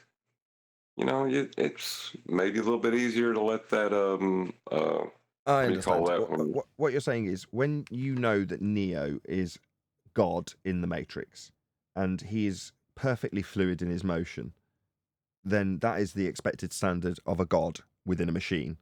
When he can he's got full control over the constraints of what he's operating in. You expect it to be fluid. When it's your normal Joe or your normal, Tim, it's your normal Tim, and he's just up there and he happens to jolt around a bit while he's doing his somersault, well, then you can forgive him. Well, that's exactly correct. Again, back to Dilly Gill. They play their hand very close to their chest. They're not getting him to fly up and do some maintenance on the inside of the machine. They're just getting him to do a somersault. The problem is these people aren't supposed to be normal. They're supposed to be the best of the best, aren't they? Exactly. They're the heroes. They're the heroes that kids are looking up to while they're in their khakis and a tin can and a freaking second law of thermodynamics violation moving at 17,500 miles per hour. I like Exactly. You know what I'm saying? Exactly. I like the Hold on, but that's disappointment arc perfect. of the story that would be the real story, though. You know, so you said best of the best. So you imagine, right? You've got 20 men and women. They're all lined up against the back of the aircraft hangar with some really snazzy looking equipment in the back. Right, the doors are fully open, the sun's shining through, and then the sergeant or whatever he is with the reflective sunglasses comes out and says, "Men, you women, you've been brought here because you're the best, not just the best, the best of the best. Some of you are going to go away from here having not succeeded, but some of you are going to go to space." And then at the end of that arc, they've gone through the full montage. You've got the full dun dun dun dun dun dun dun dun dun dun. They're going through the full Rocky montage. And at the end of it, they're letting them go one by one. And you end up with Tim Peake at the end of it. Congratulations, son. Exactly. Hold on. But see, because of what you just, the best of the best, right? So you got Bruce Lee, he's the best of the best on high wire. He looks like this. Well, when we have the best of the best in space, they don't look like that. You see, I think it's part of the illusion itself. I don't think. I mean, man, look. As long as the symptom isn't addressed, like all of this stuff is secondary. And people will get tricked whether it's good wire tricks, bad wire tricks, because you know what? This is here to reinforce the fallacious reasoning everyone bought into. It wouldn't even matter if people knew the right questions to ask. Well, yeah, we know that. That's why we asked the question before we went into it. But I think that the bad high wire acting actually plays in their favor, because if they were doing it like the professionals do, you know, because they're supposed to be professionals, so there's a disconnect in people's minds between someone doing it on high wire and someone in a place that doesn't exist doing it. Maybe I'm slightly biased because I've watched martial arts movies all my life. So maybe to me maybe that's why I'm a little bit biased to this, but I don't think so, man. Like it's one of those reasons why I started looking at this, like saying, wait a minute, that doesn't look right. Because it looks like shit. It's not because it looks so dope that Well, that's how I you can know be it's fooled. that's If how it you was know it's exactly, real chocolate. It looks so fake. nah, if it was exactly the same, people would have clued in on it a long time ago. You know how I knew? Like here's the thing that undid the delusion for me. There are no pictures from space. How did I know? Because I only had one reference to work with. So if their wire tricks were exactly the same as the ones in movies, that would have been a higher alarm than it being what it is, which is why it has to suck or has to be different than what we're already used to here on, well, I mean, what we're already used to. Well, that's why they're leading the way. So when Dilly Gill says that they are at the cutting edge of cinematography, it has to be that way. They have to be ahead of the game when they're showing you a parabolic maneuver. You can't be fully aware of what a parabolic maneuver is and experiencing it there and then because you've got a ticket for one. When they're showing you that as the zero-G effect inside a claim to be space station, for instance, you can't know about how they would use a camera angle difference or eat a dinner in space. You can't know how that cinematography is being done. That has to be filtered down rather than worked its way up. Because as you say, if you were aware of how they managed to create, if Gravity came before the ISS, the movie Gravity came before the ISS, you'd immediately know what was what.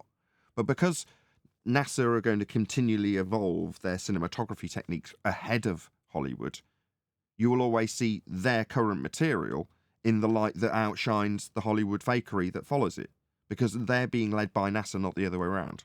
It has to be that way. They have to be on the cutting edge of cinematography. You did make a distinction between the two. How do you know that they're different organizations?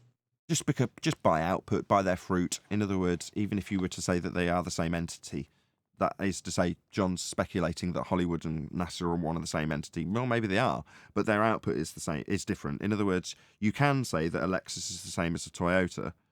Well, yeah, they're fundamentally built by the same people in the same factories. It's just a different badge. But we've just given them two different names because they're two different things.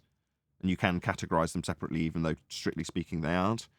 It's just a marketing ploy in the case of Toyota. And in this instance, it might just be a public perception thing when they're actually the same. It doesn't really make any difference. Their outputs are subtly different. NASA are ahead of Hollywood in terms of their abilities with cinematography.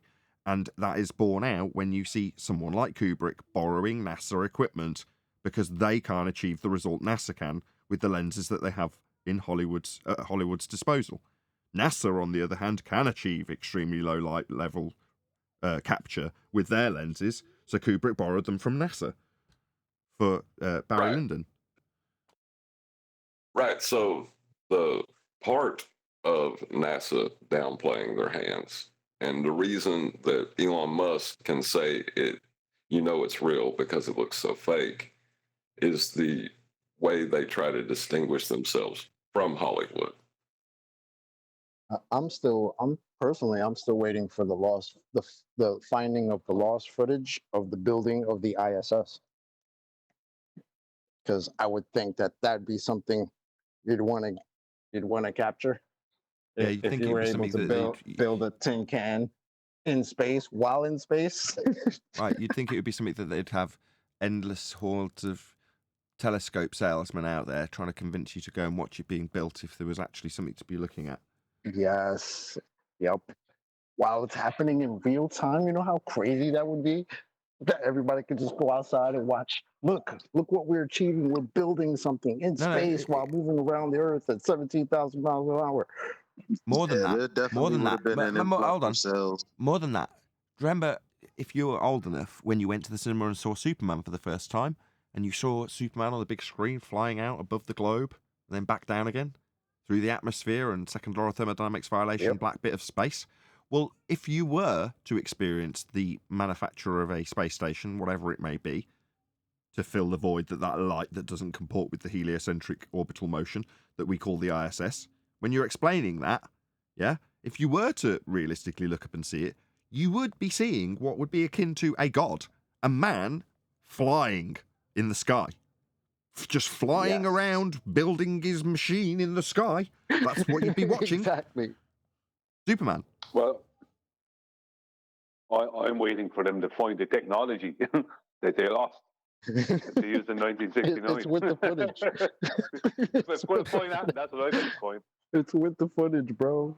No, they've got a reasonable explanation for that. Right, I've looked into this. As it happens, back in the 60s and 70s, the film stock that they used to film the moon landings, that was really, really expensive. Do you remember when you had a VCR and you filmed your wedding on it, but the A-team was on while you were out, and what choice did you have? You had to film over the top of your wedding footage. You'd watched it several times. You weren't going to see that A-team episode again. So you put your timer on, you put your film in, and it did just record over that very important wedding video. But what are you going to do? VHS was very similar in technology to the type of tape that they were using back then, and it was really, and I do mean really, expensive, even by NASA standards. So essentially, they just taped over it. Well, Yeah, the that footage checks out. they taped over, but the technology they lost. It takes a very long time to build that technology they back. destroyed, according to their words, It's destroyed. a painful process. Yeah, we lost that technology in the 60s and 70s, and, it's very hard to build it back up. Imagine a wardrobe, right, with very old doors and old hinges that you can go through, and when you work your way past the fur coats in the wardrobe, there's another world called Narnia on the other side of it. Well, now imagine that it's, several years later, that wardrobe is going to have suffered the effects of entropy, the hinges have now fallen off, the portal's now closed, and it's very difficult to get that technology back again.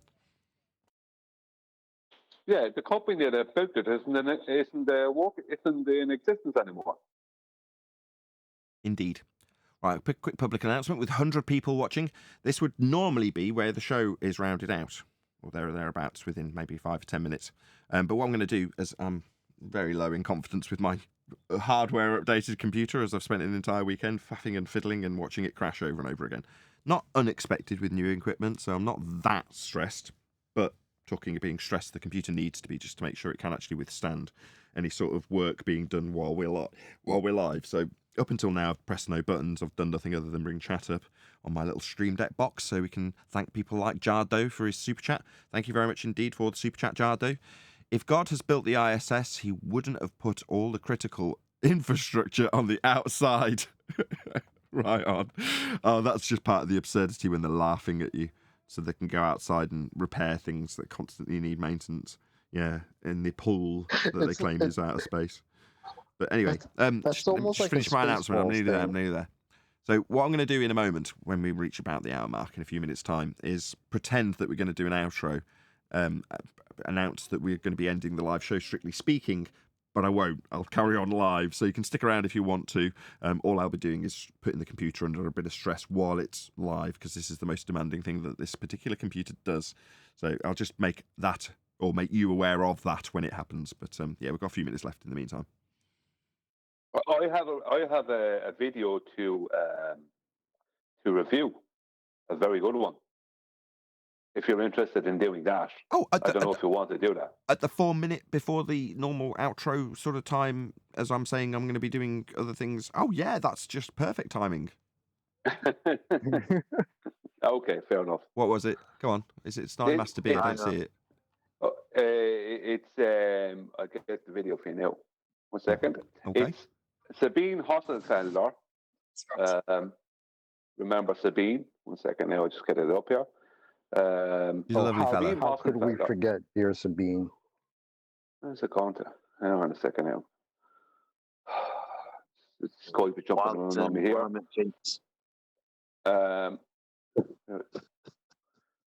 Sorry, give me a second. I'll just get the. It's Sabine Hossenfelder for the third time, and she's covering the second law of thermodynamics. And I sent it to Kiwi, and he was like absolutely gobsmacked at the nonsense that she comes out with. Okay, so this is the video. We're going to put a link to her video, Share the Love, algorithmically speaking, with Sabine, and let her know at Nathan Oakley 1980 sent me by clicking on the link that will be whizzing by any moment in the chat. Hopefully it'll be spammed by one of my moderators. But check it out. Let her know that we've responded to her video. We will kick off the end of this normally outro with a game playing by doing a video. Excellent. Why not? What do you do? What we do.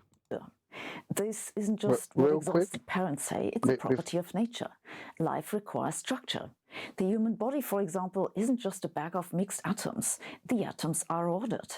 They're in very specific places, like organs and stuff. Okay, fair enough. Go on, Chocolate. I was just curious. Is this a new video? What's the date on this, Brian? I'm just curious. A month old, I think. Yeah, so it came out 1 month ago. The video is called I Don't Believe the Second Law of Thermodynamics, full stop, open brackets. The most uplifting video I'll ever make, full stop, close brackets. That's the name of the video by Sabine Hosselfelder, and it's been shared. Go and check it out. Let her know at Nathan Oakley 1980 sent me. Look, what do I know? I'm a physicist, not a physician. Physics doesn't tell you much about life, but it tells you that entropy can't decrease. And as entropy increases, order gets destroyed. This is why things break, why we age, and why the universe will eventually become a big disordered. It's not a why. You're halfway there to ascribing it as a cause. No, it's not why those things occur. It's a description of their occurrence. That's wrong.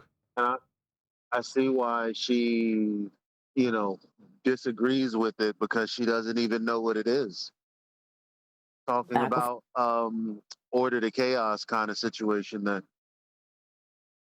She also said that physics don't tell us much about life. They tell us a lot about it. I wouldn't say it doesn't. Physics don't tell us much about it. That's kind of what it does. What is physics? What does physics mean? Physical. The physical, right? Doesn't tell us much about the physical. Mixed particles. At some point, life in the universe will become impossible. That's kind of depressing. But is it right? What does physics... Hold on. How does describing things moving towards an entropic equilibrium. It doesn't make life harder. It's just describing how we observe things to occur. What that she's just detailed is a speculation based on the logical inference after describing what entropy is. So that's a consequence of a fear, perhaps, you have based on the description of entropy. But it isn't part of entropic descriptions, what she's just given you. I bet you That's why she they could like not. to call it heat death. They literally call it death. Well, heat death is part of what is it? Is it In a Brief History of Time? But again, you're talking about a consequence, a speculation about the consequence at the end, where everything will reach entropic equilibrium. Now, there's further speculations about things then going in reverse, the big crunch, all those sorts of crazy notions. But they're all based on the speculation after assessing and describing how things occur always. But that description of how things occur always, in this instance, what's occurring in terms of entropic decay, as she calls it, reasonable. That's what the second law is, just a description of that process, the arrow of time. But she's incorporating her fears in regards to a fairly reasonable logical inference that you could draw about the end when that process reaches its end. But it hasn't. You're just describing what's occurring now with the second law. We can't hear the video in Discord. Can't hear the video in Discord. Right. Oh, I know why. Let me just sort that out. Can you talk about yourself for a second, just while I change a couple of settings? Yeah, I was going to address something that was said earlier, and I didn't get a chance to. Was somebody claimed heliocentric orbits? I would like evidence that orbits are a heliocentric concept.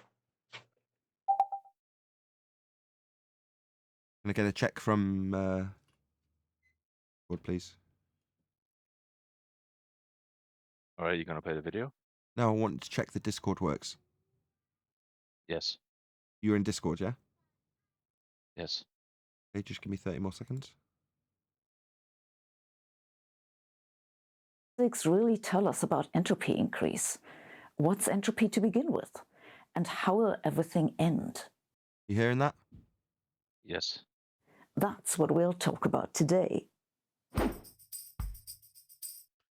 She's I put like how science. entropy is She's the new tiled it. hotness. Go on, Chocolate. Sorry, I talked over you. No, it's all good. I was just saying, it seems like that all the big wigs are making videos about entropy all of a sudden. Veritasium, this lady. It's like the new hotness all of a sudden. What's going on? I think it's directly causal with us. I take full responsibility. It's because of us. I think it's just a YouTube thing. Somebody somewhere maybe got it from us, but everybody else is just picking up the topic because when you're in the same kind of topic discussion, like looking for content, you sort of just go with the top subject and you put your spin on it for monetization and things like that. Anyway. Imagine you're driving through the rain. Drops fall onto your window, making little splashes. The street gets wet. You drive through puddles and realize that the wiper on your car really needs replacement. It sounds normal enough, but I'm in exactly that position. My crappy old car needs new wipers. Please smash the super chat. why So do we do never I. see what Yeah, they're all streaky. It's downright dangerous, actually, for me. to collect on the street to form drops which then fly into the sky and make clouds? Why do parts on your car break on their own but never repair themselves on their own? Physicists call it the Why is she arrow of asking a time. why question? Yeah. I'm glad I preemptively covered this. But yes, exactly. These are just descriptions. All entropy is second law of thermodynamics is just a description of how things occur. And it's the reason why we get older. Go on, John. I was going to say, laws of nature are what is happening, right? Yeah. This is Watson is. Yeah. So, right. So this is happening. But why is she introducing why or how to that? it seems like she doesn't understand what those words mean, and that's I can answer that. horrifying to think. Right, because you didn't maybe see on screen she had the word science, and then she went into another undertitle of physics. And as she's claiming to be a scientist, this is a pseudo-scientist stealing valor for the non-scientific descriptions of natural laws. So, laws of nature aren't science. Let's just get that cleared up straight away so you understand why I'm doing this. So, because they are well-established, understood descriptions that are accurate in respect to how things always occur in nature, these are laws of nature. They are not the establishment of a cause and effect relationship for the phenomena, in some instances, described within these laws of nature. They are just the description only of what is occurring. Therefore, they are not science. Now, Sabine, she's not science either. Not her as an individual, her as a phenomena or a phenomenal person. I mean, she isn't performing the method of science, therefore not a scientist, if you will. But she's so used to stealing the valor of science and the scientific method that she, unbeknownst to her, has also mistaken laws of nature as physics, aka science and the scientific method. Physics is the study of the physical and natural world. Under the umbrella of that is all of the sciences, without exception. If they're establishing the cause of a natural phenomena, they are, by definition, physics. Doesn't matter if it's medicine or biology, or it doesn't matter which branch off that. That's science, that's physics, she's not it. And neither are the natural laws. But being your typical pseudoscience pretender clown, not a physicist, not a scientist, she's going to now steal valor from the descriptions of how things occur always and call them science. Because somewhere along that there'll be a swindle for her descriptions in pseudoscience being the same as the, quote, science of the natural laws. So if the science of the natural laws is such that they just describe how things happen and look how accurate these are, then my description of gravity, for example, also sometimes falsely ascribed to being a law of gravity, is also just a description of how things occur always. See the switch? You invent something, call it science, and say how, likewise, a description of something that does genuinely occur always, in this case, the arrow of time or entropy, is just like my description of some bollocks I've invented. Because I say it's a law. Therefore, this is also science. Neither are science in this example with gravity and the second law of thermodynamics. Neither are physics, neither are science. They're just descriptions of things that occur. No establishment of cause has taken place. That's it, I'm done.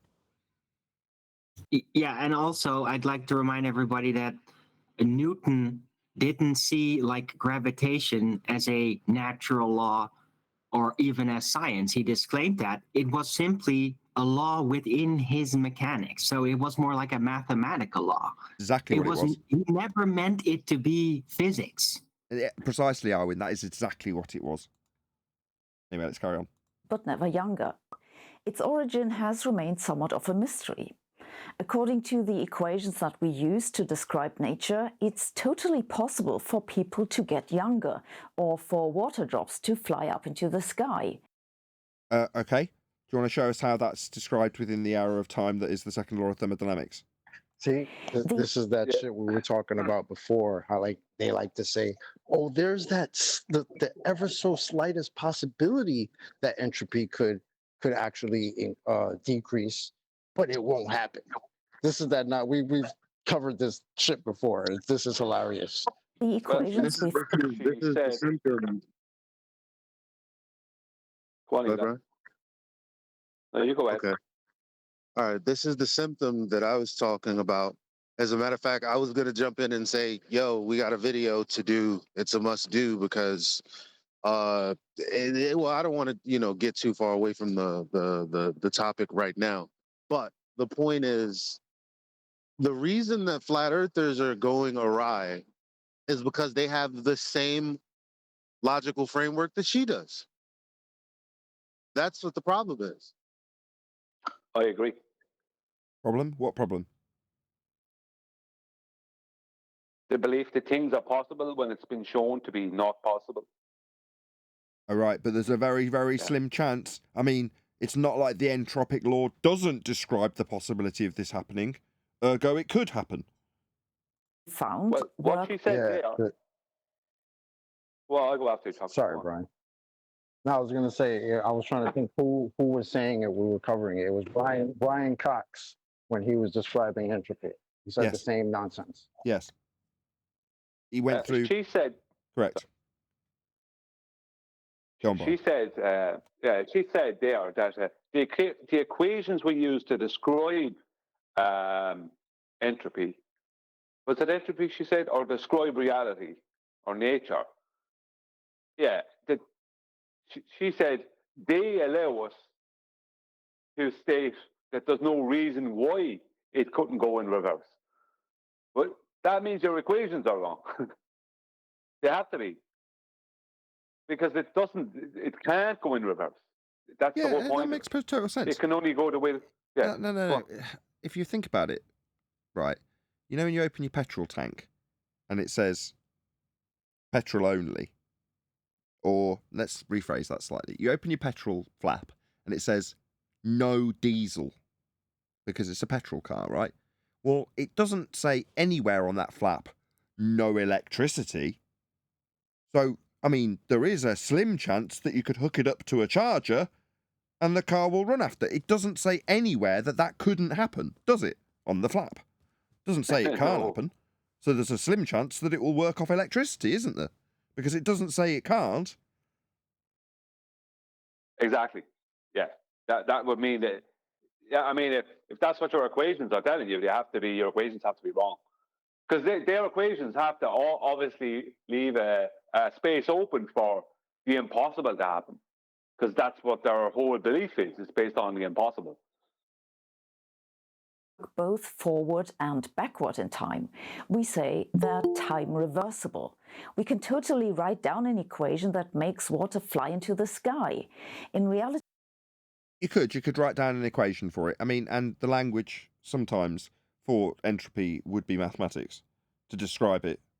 Okay, but just because you can write an equation in that language that says that things will completely defy the arrow of time doesn't mean they will happen, just because the description of the arrow of time doesn't say that they won't happen that way. In reality, though, this doesn't happen. So what? So why the hell would you speculate that it would just because it says it? Just because it doesn't say it won't? Gives.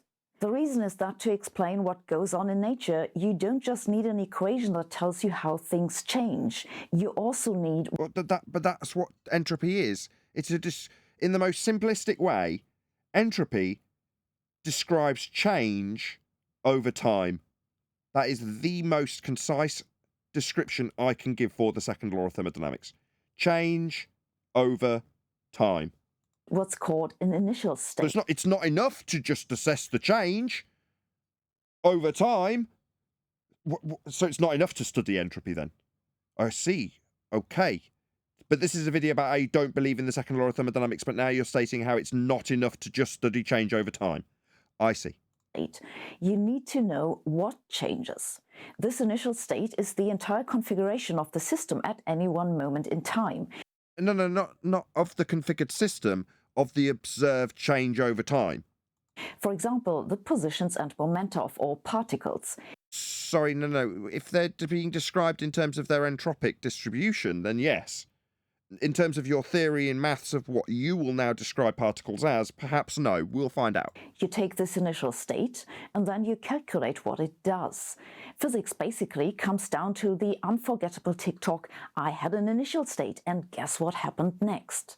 No, describing what actually occurs is the second law of thermodynamics when describing what you call decay, the arrow of time, change over time.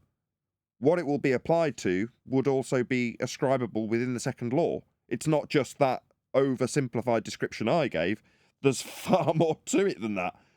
When you get into microstates, for example, the distribution of the probability within the microstates is quite complex.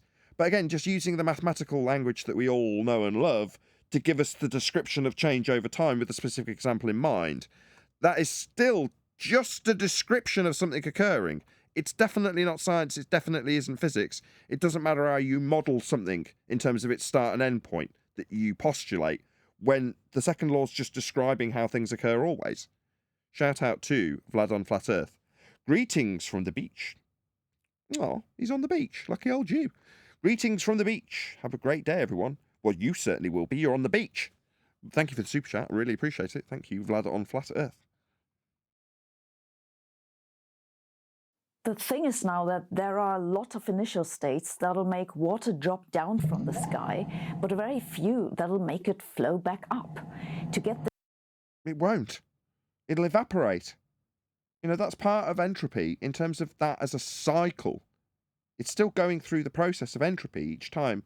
It's still subject to the same exact natural law in terms of how the gas, the puddle, will heat up, break its bonds, and then dissipate into an availability of volume. That would be the entropy described for gas dispersion, in this case water vapour. Not clouds, Brian. this done, you'd have to very precisely arrange all the molecules in the ground to spit the water back out, and the molecules in the air to create just the right drift for the drops to fly back up. That's not what happens. The second law of thermodynamics would be describing the dispersion of the gas into the volume. So you think because it doesn't not describe it turning back into a water droplet and going back up again, that that's a possibility? No, it isn't, because you've got a very concise description of gas dispersion within the second law of thermodynamics. Change over time. The change being how much the gas has dispersed into the availability of volume. We use that to debunk outer space. So the gas, in line with entropic law, disperses into the volume it has available to it. And if the sky was an availability of volume, then the gas, that's water vapour, would disperse into the sky vacuum, leaving us with nothing to drink or breathe. Now, you take that to mean that it doesn't say that it won't turn back into a water droplet and go in reverse. No, but it does describe the entropic effect of dispersion of gas. Water would be one of those gases in this example. But you're telling us how it can turn back into a water droplet. Gotcha, Sabine, you crazy, nonsense, spurting idiot. What she's stating there would be that a beach ball filled with air might stink in water. That's what she's stating there, because the raindrop comes down through a medium that's not dense enough to give it any resistance, to give it adequate resistance to keep it up there. That's right. The raindrop falls through air. So not enough support, right, Brian? Sorry? Not enough structural support.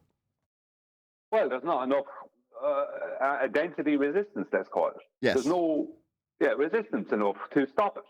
So it comes down to reach something that has the resistance. Yeah.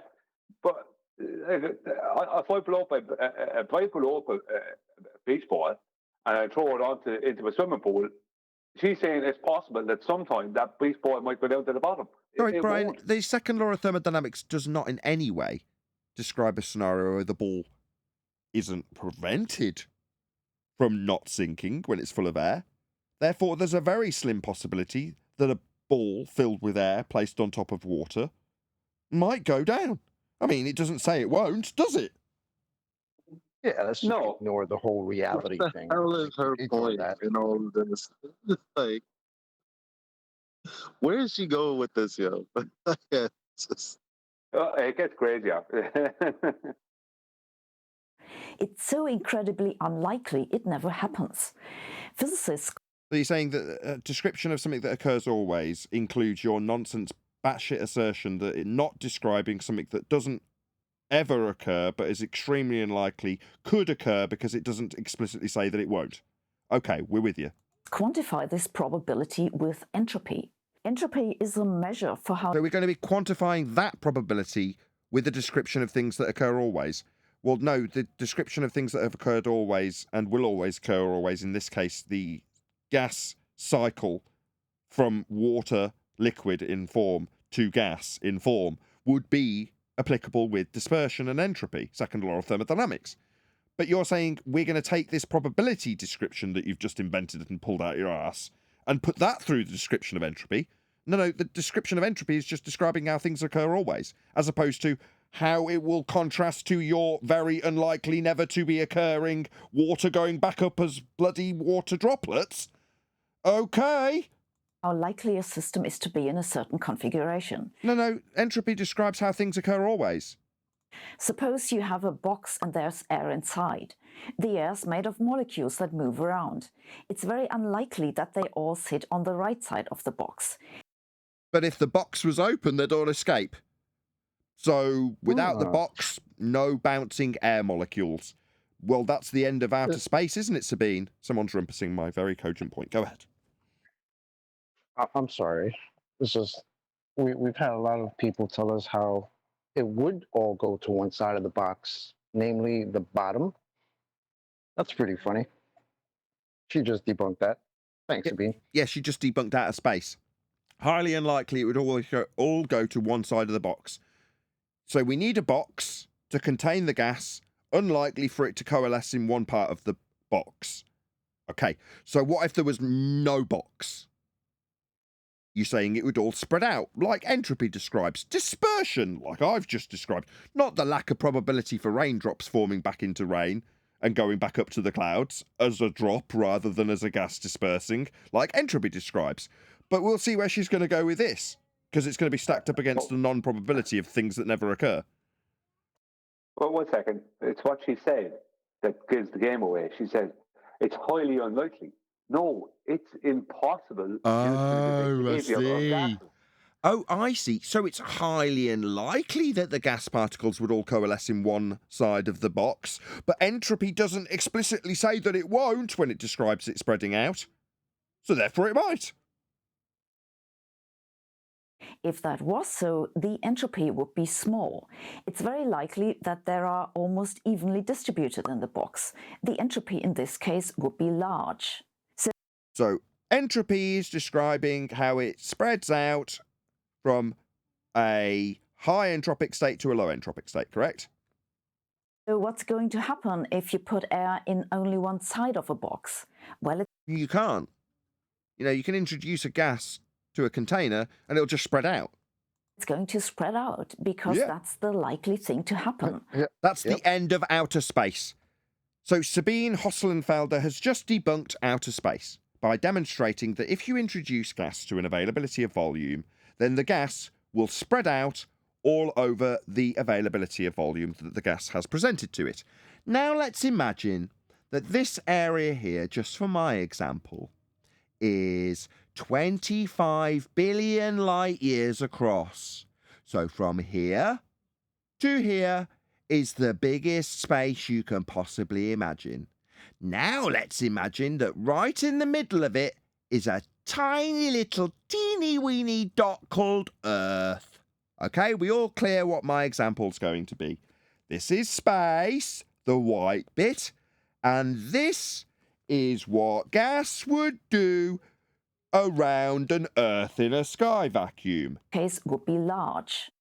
It would be introduced from whatever the source of the gas is, and then it would spread out throughout the entirety of the volume the gas has available to it to fill. So the gas, if where my mouse pointer is currently pointing, that was claimed to be around Earth without containment, it would just do this. Bounce around throughout the entirety of the volume of space. It wouldn't stick around the dot in front of my mouse pointer, because that's not what gas does.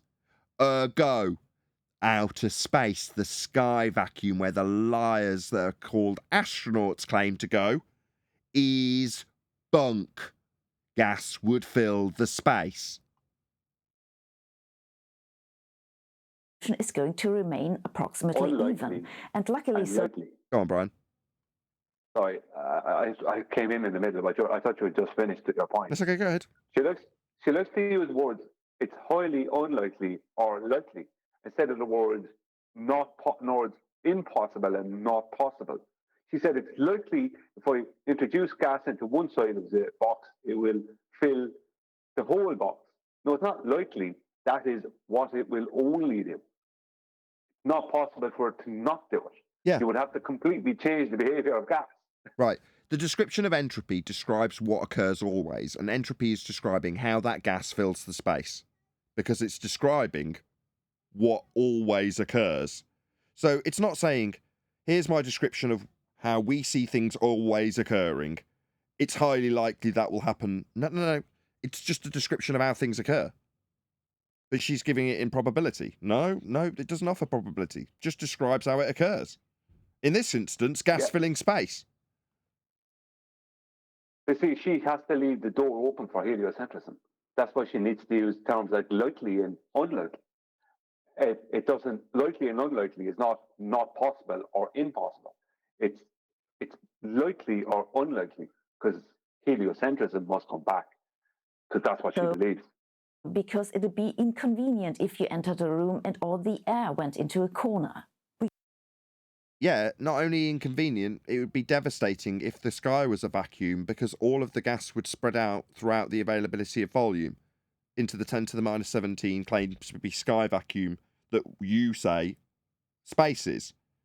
Well, no, gas would fill the space. It would distribute evenly. We call such an approximately even distribution an equilibrium. It's not that the air molecules stopped moving when they're in equilibrium, they're still zipping around, but on the average, the distribution stays the same for a very long time. Physicists talk about entropy not just to confuse people on YouTube. Sorry, no. Physicists, people who are dealing with physics, would be establishing cause and effect relationships for natural phenomena they observed in the physical world that they experience, and hopefully coming up with the answers for what caused those natural phenomena. That's what physicists do. That's under the branch of science. This, on the other hand, this would be a description of things that occur always. These are natural laws. So when you say physics, physicists don't use the natural laws to confuse people.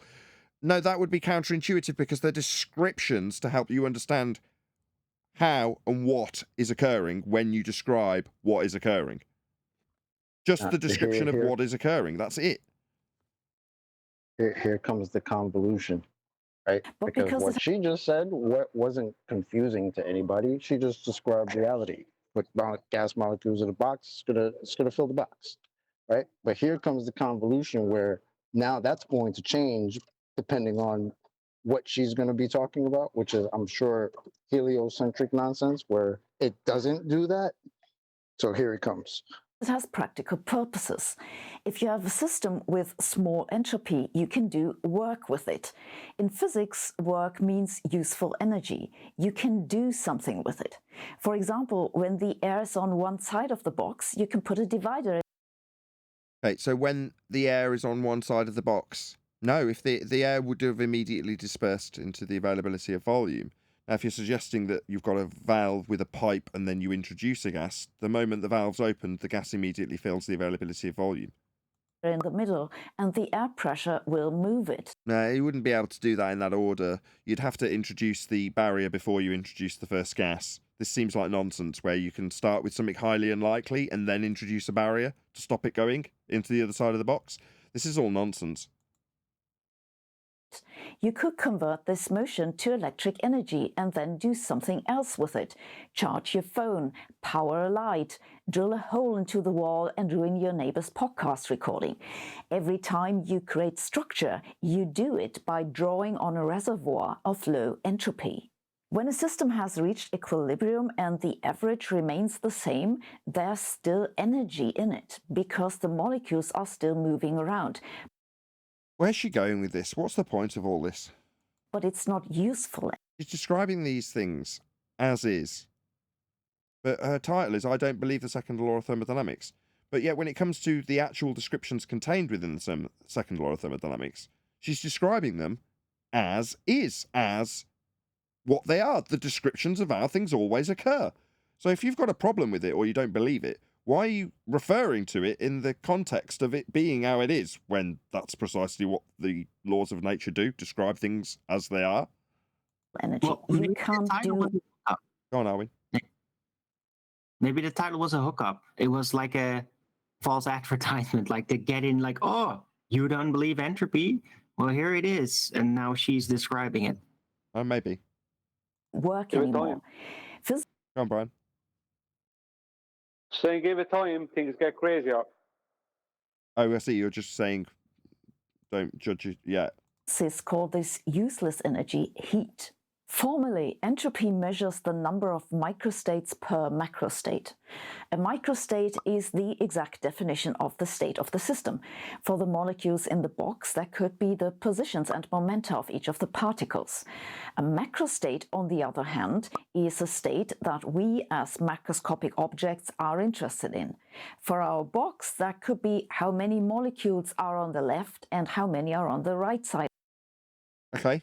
I mean, I don't disagree so far with the description. Anybody have any issue with it so far? Because so far, like I say, she seems to be sitting in line with mere descriptions of the second law, which are reasonable. Of the box. A macrostate is an average over many microstates. If you want to know the entropy, you then ask how many possible ways there are for the air molecules to zip around so that there are approximately the same number on each side. The number of available microstates. Yeah, perfectly reasonable. Answer is, there are a lot of those, so that We need to know the number of available microstates. There's a lot. Oh, I mean, you're concise. it's likely and the Yeah, but entropy you see what she didn't say. What? It depends on the size of the container. Right, That depends on how many microstates there are. right, your V. is large. If they're all on one side, there are far fewer ways to get this done, so that's unlikely and the entropy is small. Technically, the entropy is the logarithm of the number of microstates multiplied by a constant called Boltzmann's constant. If you remember one thing about the logarithm, it's probably that the logarithm of 1 is 0. This means the entropy is 0 if and only if there is exactly one microstate for your macrostate. You can't actually achieve that. I mean, that may be the case in the maths. You can't reach a zero state, entropically speaking. There's no describable heat death. There's no describable end to that process of entropy. Equally, we can't know the beginning either. Okay, so why does entropy increase? Entropy increases Bloody good question.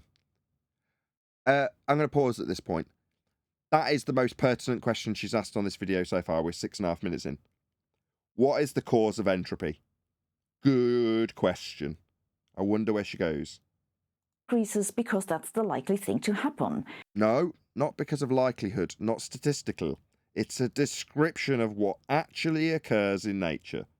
Always. So no, it's not a statistical likelihood. Now she's going to go to a maths. Immediate fail. And that removes part of the mystery about the arrow of time, because it Doesn't remove any of the mystery, it describes it. The arrow of time itself, the entropic distribution of gas in this example, is just the description of the entropic distribution of the gas that we observed. It doesn't unravel anything in regards to speculation, logical it may be an inference for the future, or speculation, logical it may be an inference for the past. It just describes what occurs in front of you. That's it. explains why we observe some things and not others, even though the laws of nature work both forwards and backwards in time.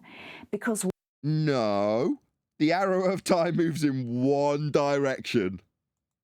one way is more likely than the other. There you go, She meant Brian. to say her equations. Likelihood equations may go the opposite direction of the entropic arrow of time, which only moves in one direction, but it's just unlikely to move in the other direction that we never see ever. But it explicitly doesn't say it won't, so we've got a small we wrote likelihood down that the it will. equation. But we wrote down the equation, so therefore, there's a likeliness. An egg that falls to the ground breaks. It doesn't jump up and unbreaks. All right, we sorted it out. But this brings up another question. If low entropy states like eggs are Sorry, that was the end of the statement. Hold on. So it doesn't do that.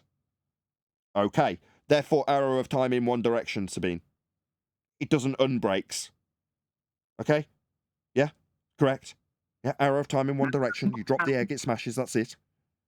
Yeah, you can physically give it a lower entropic state, by putting your energy and time into the egg, gluing it back together. Yeah, that, strictly speaking, would lower its entropic state by way of your influence. But that isn't naturally occurring. Naturally, after you drop the egg, it's never going to unbreaks.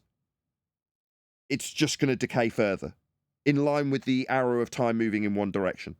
Are unlikely. No, it's not unlikely. It won't happen, arrow of time, one direction. Why do we have them to begin with? Why isn't the universe in equilibrium already when that... But who cares when you're not describing the end, you're describing what occurs now. But your speculation about it might link into how it'll go backwards. That's most likely. Oh, it's how likely it is with the speculation, logical or otherwise, about the future that the entropic law doesn't describe. I see. We don't know. We do know that... So why the bloody hell are you asking about it? So when I'm taking the mickey out of you speculating about this crap that you have no idea about, you're going to disclaim that you don't know. Why even bother mentioning it then? What you have done is described how you drop an egg and that's it. Entropy has increased. The universe must have started in a state of low entropy. Must it? I mean, you can infer that, but all we can describe is what occurs always in our physical realm as we experience it now. But you're going to, what, infer that you've got a beginning? Yeah, that'll lead you to the ontological primitives. That's all that'll do. There is a God. Because you're not going to have your nature creating this process, because that would violate the first law of thermodynamics. A very unlikely state, but we have no idea why. So again, why are you speculating? Given that you would say the Big Bang created it all, nature poofed itself into existence. But you've got no idea based on the entropic law? No, you're damn right you don't. It's often called the past hypothesis. Hypothesis would be the establishment of a cause and effect relationship by way of a physicist seeing something occur in nature. So if you're going to speculate that this is a hypothesis, then it would be the hypothesis for why things reach an entropic decay, as you call it. That would be the arrow of time. Why the arrow of time would be what you would slot into this, quote, hypothesis, because it would be a cause and effect relationship. We've definitely got an effect we can observe, describe occurring always, but the cause thereof has not been established. This is mere speculation. Term introduced by the philosopher David Olber. I see, so philosophy and speculation as opposed to science and physics. It just posits that this is what it was. Posits? Yeah, in science you can posit what you suppose caused the effect. Then you vary it and see if it does or not. That's science though, love. But it doesn't explain why. No, you're damn right. Science would. The entropy of our universe. Jeranism, are you listening? This is a high-level claim to be scientist who we can take apart based on our lack of scientific acumen. Maybe if you are watching this, because I am hoping to appeal to Jaren's better nature in regards to his total ignorance of science and explain how science proves things, when this lady utilises the valour of science by suggesting that there is a, quote, hypothesis, it's because in the scientific method, the hypothesis establishes what you suppose will cause the effect you're studying in nature, so that you can go forth and vary that which you suppose causes the effect you observed in nature and see if it does or not. That's called an experiment. Now, she hasn't got that. Certainly hasn't got it for entropy, that's for damn sure. But she can speculate with her odds and her statistics about what could be biological inference and then call it a hypothesis, after disclaiming it came from a philosopher. Now, don't get on me in the comments about how science and the scientific method was disseminated originally by philosophers. It's irrelevant. The method itself is empirical, regardless of who came up with it, in this case, philosophers. But the method that she's saying she's got when she says hypothesis, she hasn't. She's only saying it because in the mind's eye of the public who hear it, it sounds like she's got something with empiricism attached to it. Now, back to the method that's been used for the descriptions of the laws of nature. There isn't any. There's no scientific method adherence when you describe something. You're just describing it. Now, while any village idiot can just describe something they see, there's a lot more nuance to the descriptions in the laws of nature, especially when it comes to things like gas dispersion, debunking your outer space fantasy.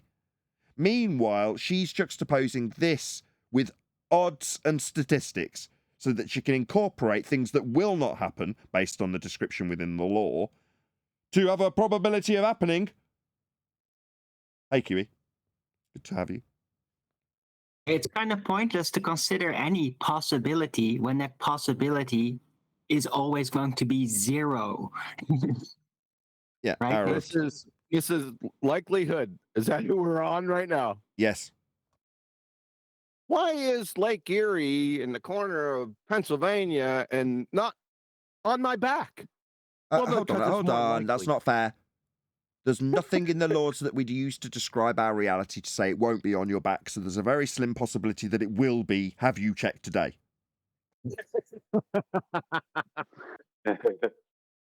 What a clown she is. I told Brian when he gave me this video, I gave him a list of what should happen. Brian, do you have that list? It's coming up. Oh, Okay. no, I'll open it up and I'll read it out. I was going to read it out later, actually. All right. Yeah, There you you're go. very well- specific. Is the timing wrong, Very Brian? specific. Do you want us to wait, Brian? Is the timing not quite right? No, wait. This is the time. Okay, Here we go go. ahead. Right. Go ahead. Right. From QE, she needs to be 1, forcefully restrained. 2, straitjacketed. 3, rubber round. 4, administered horse and elephant tranquilizers without cessation. 5, 24-hour sword drawn guard. 6, forced lobotomized in perpetuity. Now, if there were stars on a couple of those points, you had to go to the legend. The 24-hour sword drawn guard and the tranquilization without cessation was in perpetuity. Yeah, I don't understand what the stars mean. I'm sorry. Good. She's a Yeah. clown, man. Right, have we figured out what these asterisks are for or not? That's what I said what they were for. Oh, okay. Well, should we move on? The legend was down below. It said these in perpetuity. The ones that were starred. You want me to tell you what you want me to tell you again? Yes, but contextualize it for each one. No.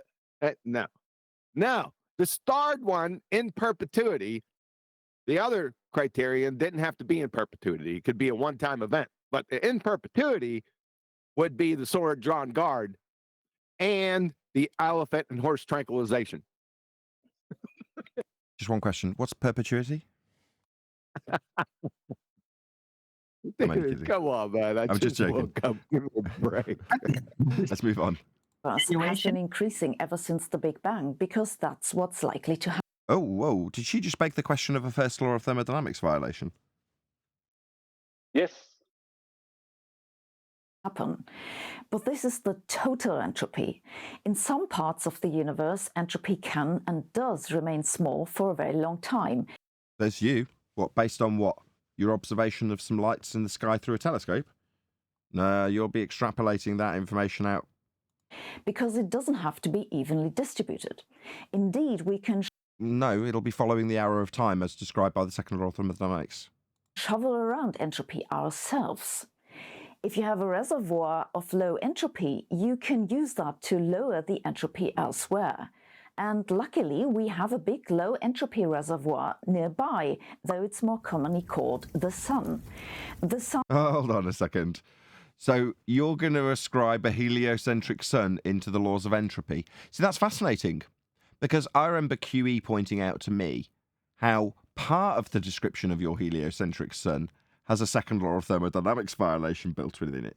Notwithstanding the fact that the whole notion of a gas ball burning in a sky vacuum is within itself a second law of thermodynamics violation, gas-filled space, and it's claimed to be a burning ball of gas in a vacuum, not dispersing. But beyond that, once we've got your gravity-induced nonsense of a sun burning as a ball of gas in the sky vacuum, according to your descriptions, when you back away from the sun, the heat output that is experienced by you, the person backing away from it, increases as you back away from the sun.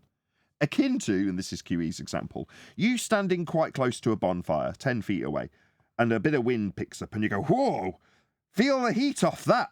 I'm going to step back. So you step back 10 paces further away from the bonfire and then spontaneously combust.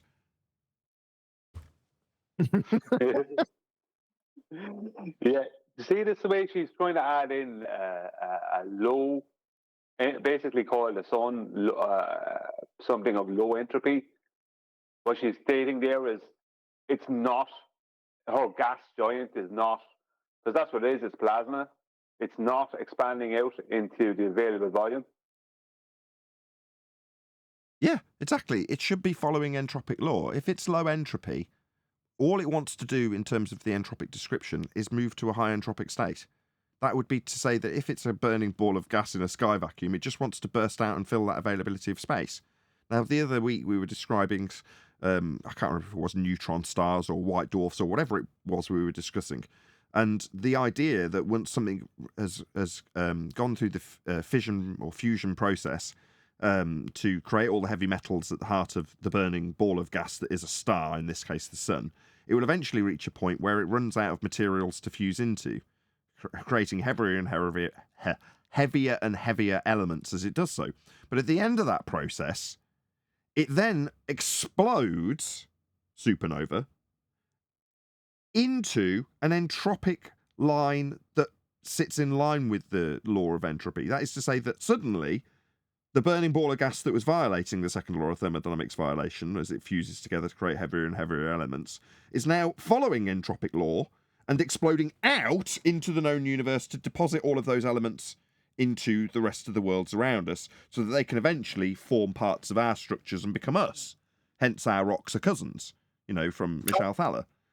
The reason she says that is because those rocks, quote, heavier elements, have been created in the hearts of dying stars, and when they go supernova, suddenly they decide that, oh, yeah, we're going to follow entropic law now. We're going to disperse. What? Dispersion, like second law of thermodynamics dispersion. Yeah. But only now we've formed all the heavier elements during our period of life that we violated that law. Now that we've come to the end of our life violating that law, we're going to follow that law to deposit all of this material into the galaxy, of course.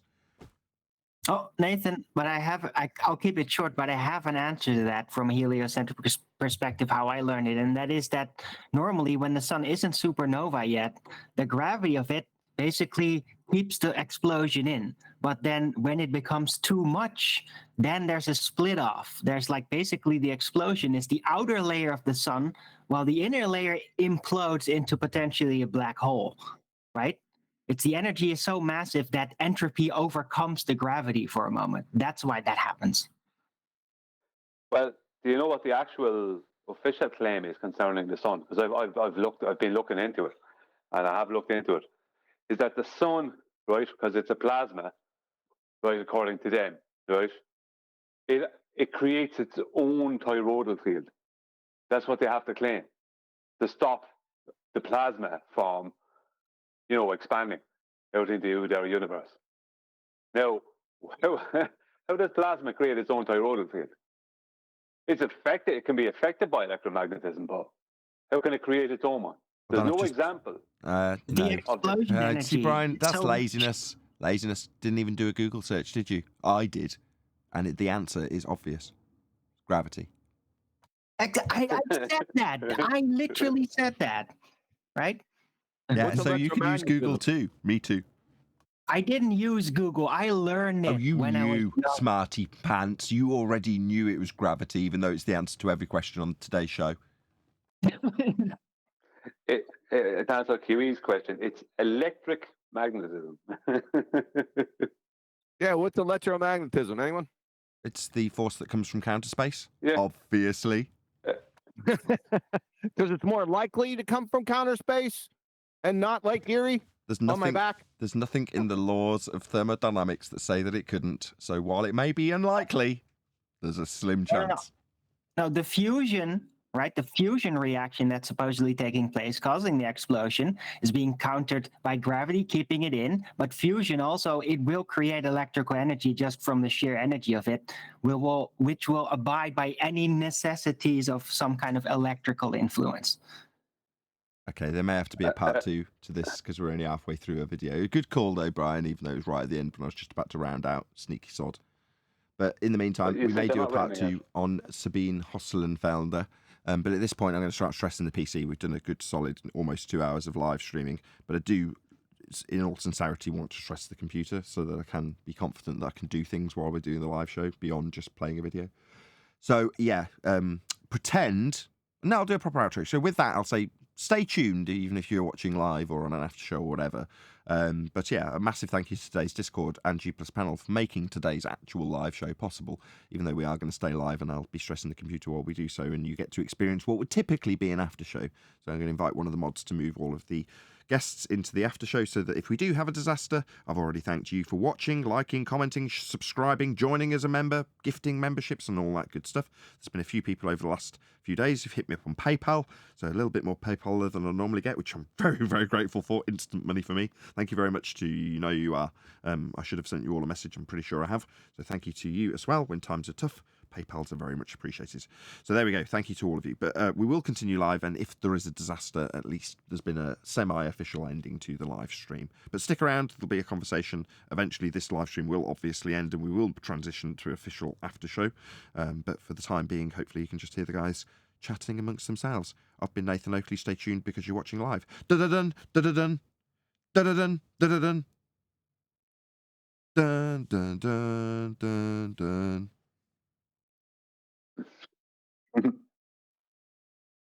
Do you Why think did if you asked, Why did you close out now and not 3 minutes ago? Was it more likely that you would close out now? Strictly speaking, that it didn't. There's nothing in the laws of nature that say that I couldn't have or didn't round out 4.5 minutes ago. So strictly speaking, there is still a possibility that time will go backwards, and I will have rounded out 4.5 minutes ago. Dun dun dun. well, guys, just so you know, entropy only applies when it overcomes gravity. I think that's what Sabine was trying to say, as dumb as that sounds. Pretty sure it applies whenever it's required to be applied. I mean, if you've got a problem and no one else can help, somebody somewhere knows that you can call gravity. The G team. The G team. I was thinking how to segue into that. You know, you can call the G team. Yeah, but men will turn up with like feather dusters and vibrators if you call the G team. I just looked it up.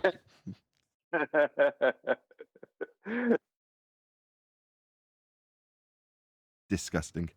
Anyway, that's Brian's filthy mind.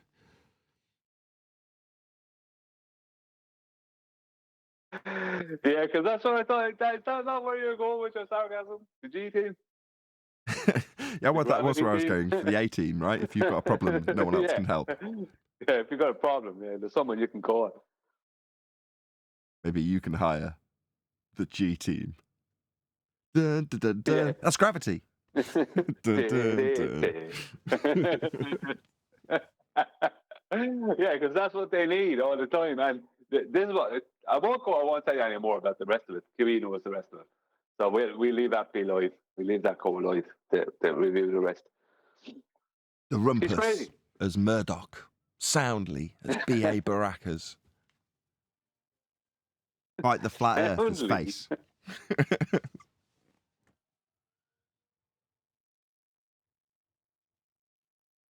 I like the way you made Rumpus Murdoch because he's crazy. Right. Babylon. Who would be Hannibal? I didn't think he would be the leader. Because then you've got to. I would have to have named the leader, wouldn't I? I deliberately didn't, but you've brought it up immediately, of course. I don't know. Maybe Blue Marble Science. Excuse me.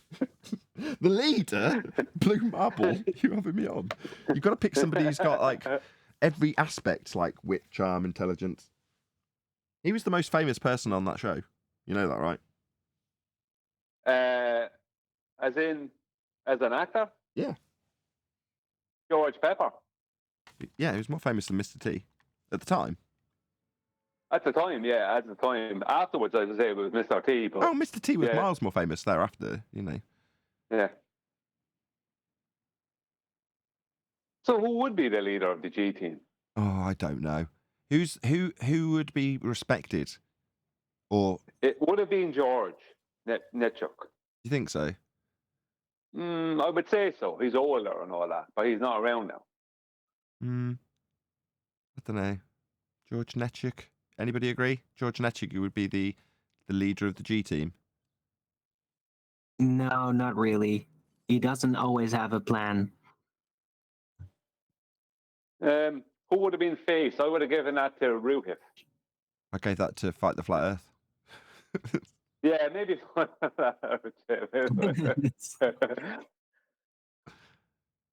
Well, this is fun, isn't it? Who would your favourite A-Team character be if they were a Glober? Who's G BA? team. What was that? You never watched the ad? Is a Kumu virus BA? That's racist. That'd make Yeah, you but we the do have equivalent to. of Colonel Decker, Nathan. Yes. He's a pretty big black dude, though. Who? Mr. T? Why don't you walk me through this? Why do you want me No, through Akumu this? virus. Akumu virus Yeah, is a he pretty has to impressive be dude, Mr. T. actually, when you see his picture. He'd be Mr. A because he's a Kumavirus. Right.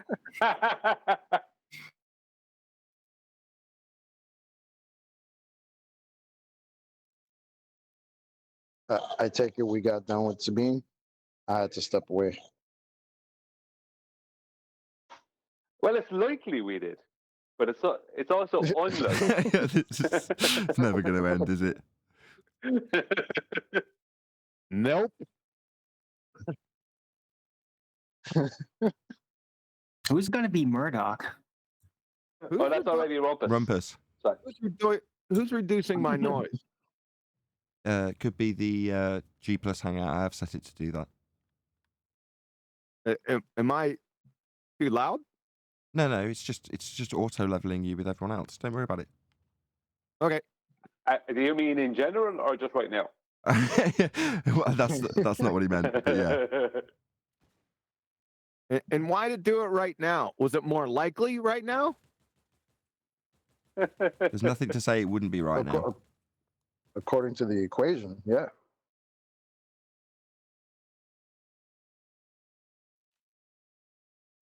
She's scary. Dave would be this face. She's scary stupid, isn't she? Who's Sabine? Yeah, she's a crazy one. When I pull that any video from Hassenpfeffer up, it's I have to force myself to do it because I can't look at her. I got to do something else and listen. Yeah, she's idiots. A lot of the ballers are very attracted to her. Oh yes, they are. What? Yeah, they are. No, I'm not attacking the lady on how she looks. I don't attack anyone on anything like that. It's not right. But she's not someone I would be attracted to. Who Now, cares? when he means, Why are we when even he says talking about attract- this? When he Look, says she's- attracted to her, She's a lovely who's fella. talking over me? Who the hell is talking over me? Is that you, Nathan? The owner of the show. Outrageous. Wasn't me. Well, I think what Brian's trying to say is because I hear a lot of ballers, some of her sayings. I do. So they are listening to her.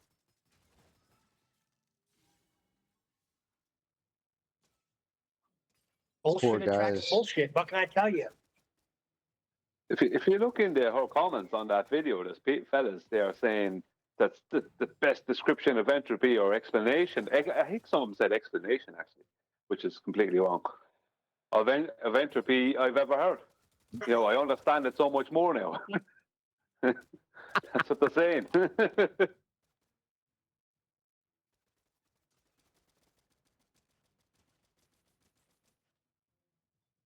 I think Bob, the science guy, should be John Hannibal. He Just always can't has a let this go. Just can't let this go, can you? Nope. Yeah, I agree, Arwen. Bob would be perfect. I knew there was someone. Bob would be perfect. Yeah, he always has a plan. A really stupid plan, but he at least has a plan. I guess that's what counts in the end, huh? Uh-huh. Fallacy is better than nothing. Where's Chocolate Ben? Have you been brought up to speed on the goings on? Or the last, what I caught, what goings on are we talking about in particular? We're talking about the treasonous, treacherous traitor, Hanoi Gerain. Oh, yeah. I know about Oh, that. okay. I was here for that. You were here for that. Wait a second. Well, no, You not, weren't at not the QE live special that you did, but the original show for that, yeah.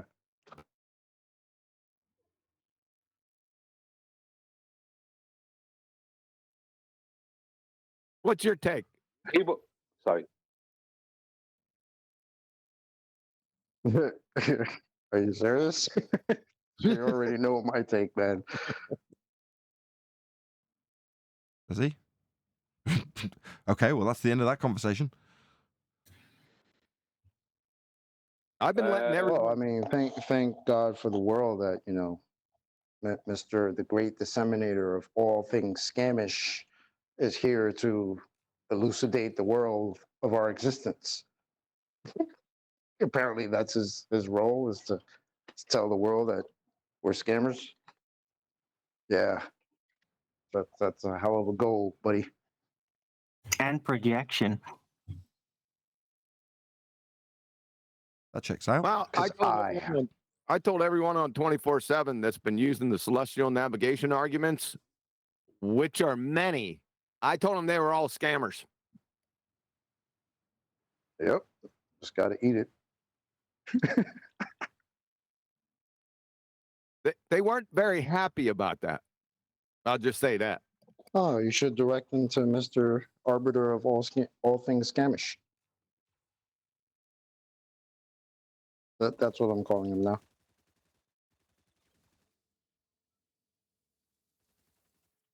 He had an off day yesterday on Glowbusters. I listened to Glowbusters and Jaron wasn't there. He had the day off. So I read into the comments or into the live chat, people were asking where is Jaron, and supposedly once a month he takes a Sunday off or something like that, right? Now I also saw in the start of the live chat, there was a bit of that Nathan is bad. Evil Nathan, right? Now no one mentioned QE, evil Nathan. And then people saying that Nathan would have a lot more following if he just was a bit of a nicer guy kind of stuff. This is what was going on. Hey, Brian, they had nothing. Go on. Brian, if you had to go down on McToon, you'd need a day off to wash your mouth out too. Wow. But hey, if it walks like a duck, it's quacks like a duck, I don't know. Might be a duck. As I was reading some of the live chat, this is towards where I started the show.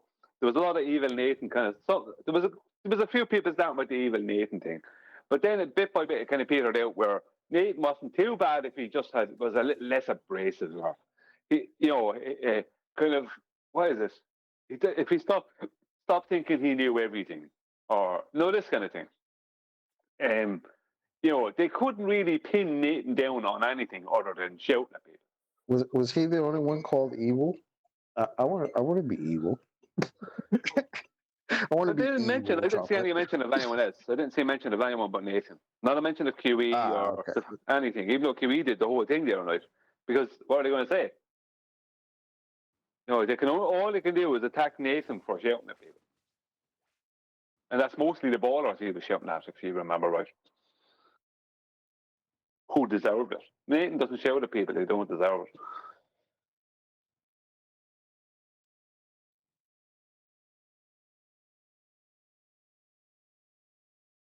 Well, I got the timestamp of the video that I wanted reviewed, but I'll hold off on it. But there is a probability that Nathan will holler at people that don't deserve it.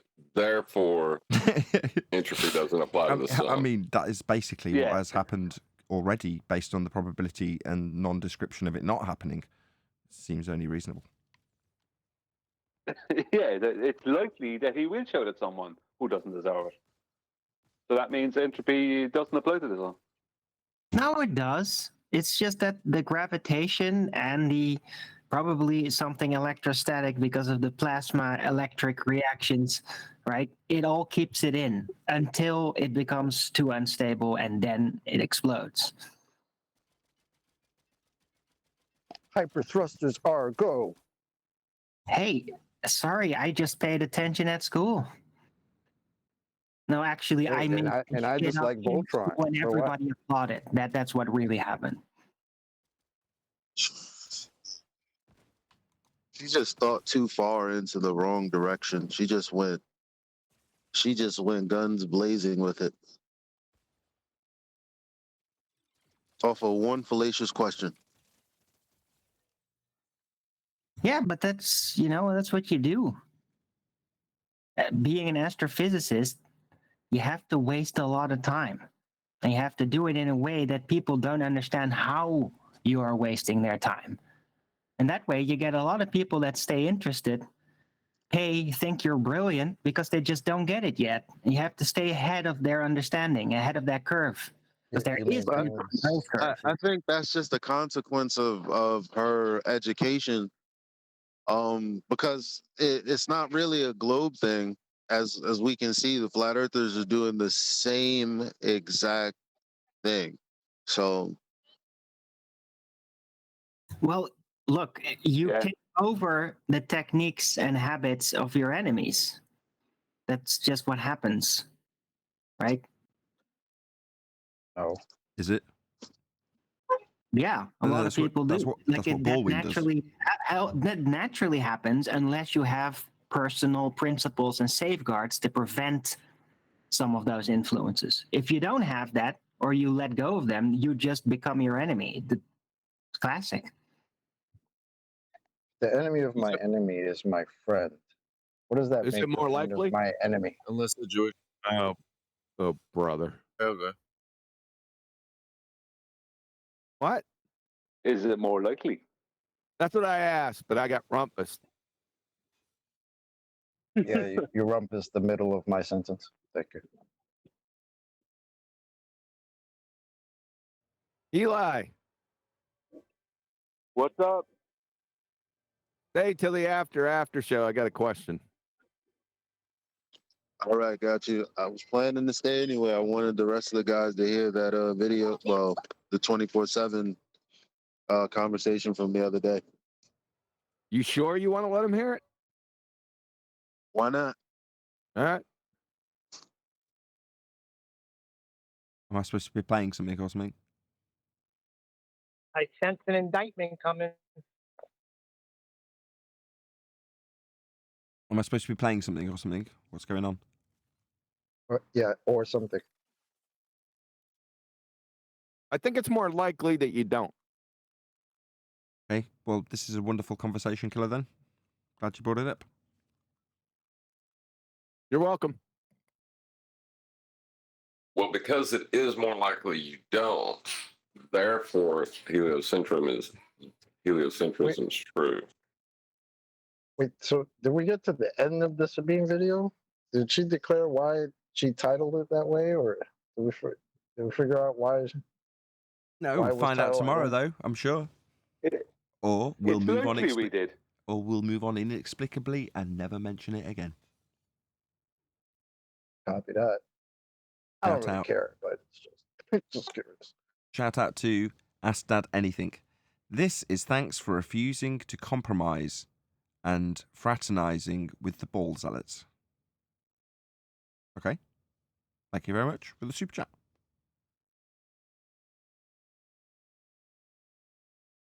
Amen to that. Yeah. It goes way above. It goes way above fraternization. Hold on, we're going to get into this again when I said I was Well, specifically accused hello. of fraternizing with ball-tards when they would come in their numbers thinking they could win. You never fraternize. That's not fraternization. Okay. I'm just saying what I was accused of. There must be a word for it. Destroying them. There must be a word for it.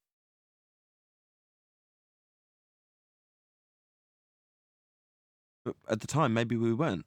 Maybe we weren't as educated and as disciplined when that criticism was made of me. No? It's What like the hell are we Perhaps even not. talking about? But you still destroyed them. Well, thank you. Well, that was more likely. Here we go. What have I started?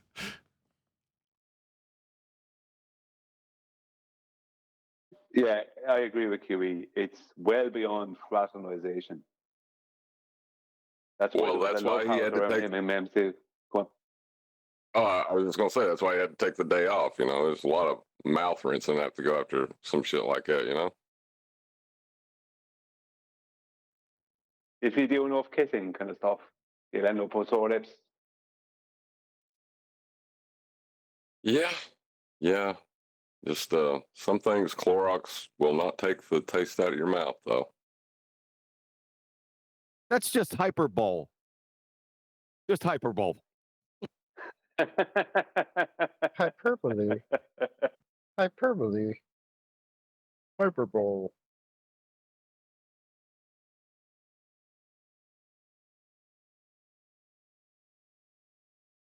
Hume doesn't even have to give a response to any of that. He doesn't even have to address any of that. He got what he wanted. And he knows it.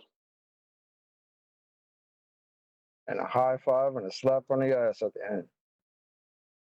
I see he invited Because that's how celestial navigation works on a ball. The fuck. How come he's not coming here? Because we're evil. How come nobody in the Globebusters chat that I looked at mentioned QE, pointing out how all these elevation angles are right angle triangles? How come nobody addressed that? How come I watched McToon's about got in 15 touch with minutes. all? Sorry, Brian. How come McToon's got in touch with Alwyn and wants to debate it on Alwyn's show? Yeah, he sent me that email. That's right. Ridiculous. But apparently he pays attention to my activities, so that's interesting.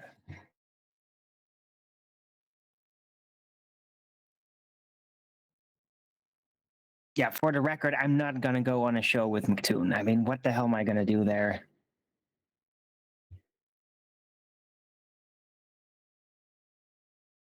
Makes you think that when McToon smiled after he got Jaron to say that about that's how it works on a ball, he might have been smiling at us, don't you think? I have no doubt. Yeah, Fox's smile. The false Freudian smile. Yep.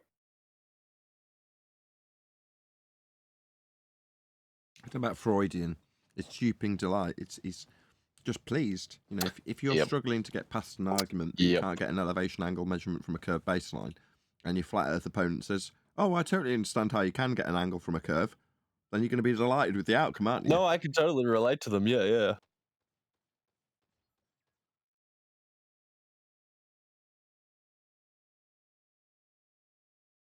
But they're not even aware of what they're doing.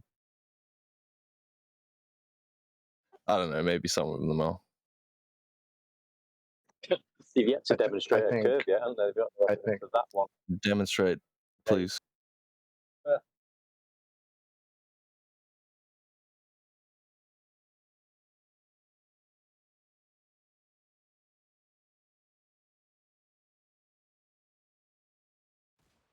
I think McToon was well aware of what he was doing. I don't think he wasn't. Dude, they all are. They all are. That's a fact. You mean Herman They Munster fucking know what Blockhead? they're doing, cunt. Yeah. Sorry. That's not McToon. Hold on a second. What the hell? That's Herman Munster Blockhead, McBooger Eater. Herman Munster Blockhead. That's a good description. But I want to know why he's not contacting QE, Flat Earth Debate, 10th Man, Brian. Listen, the last time Because he has to he pay showed his up fee if he here, contacts me. the last time he showed up here, he showed up with fight the tight shirt with some sort of an award, right? With his Instead mute of- button on. yeah. Without actually presenting any evidence or any argument or anything, just we're here to present you guys in an award.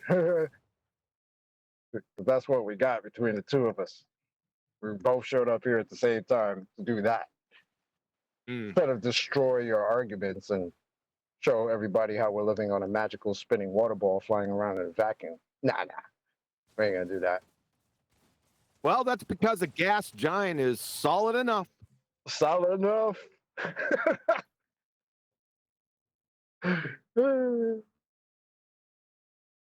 QE, at what point does a gas giant become solid enough? That's the wrong question. It's when is it more likely? Copy that.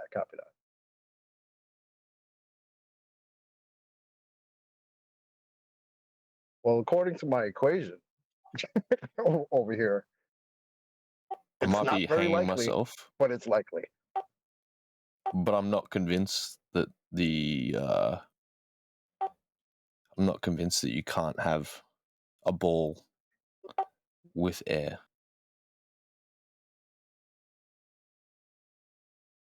You're gonna have to be a bit more specific. A ball with air?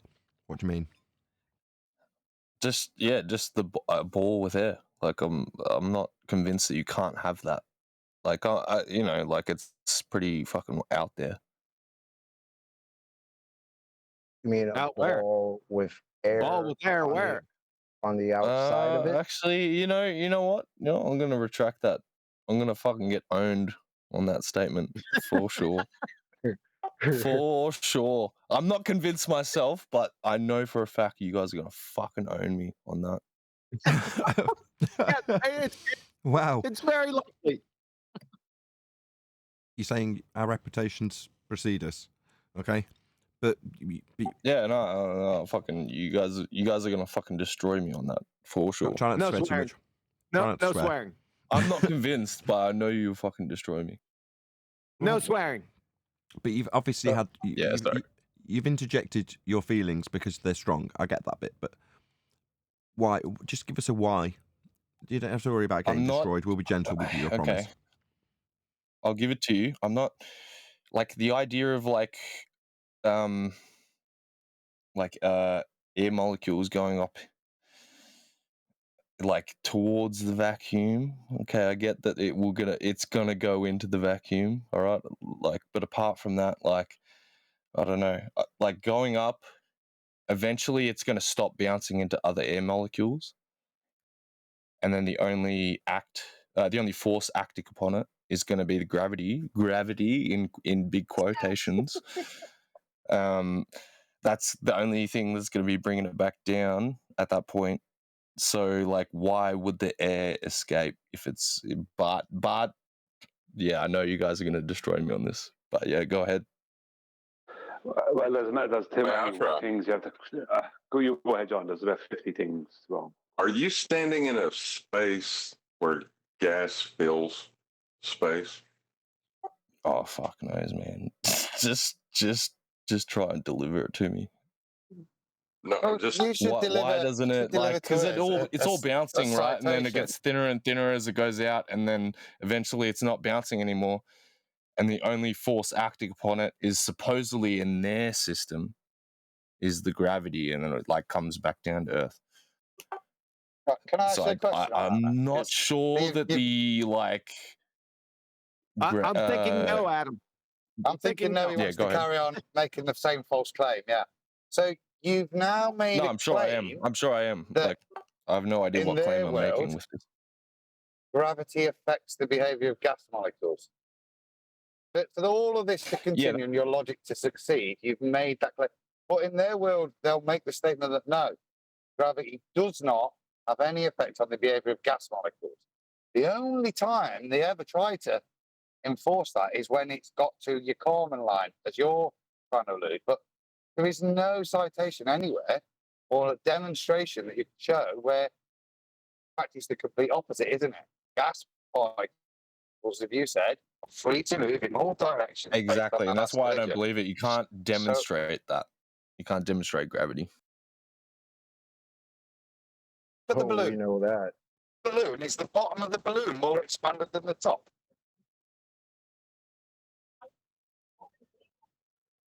Yeah, but is that gravity?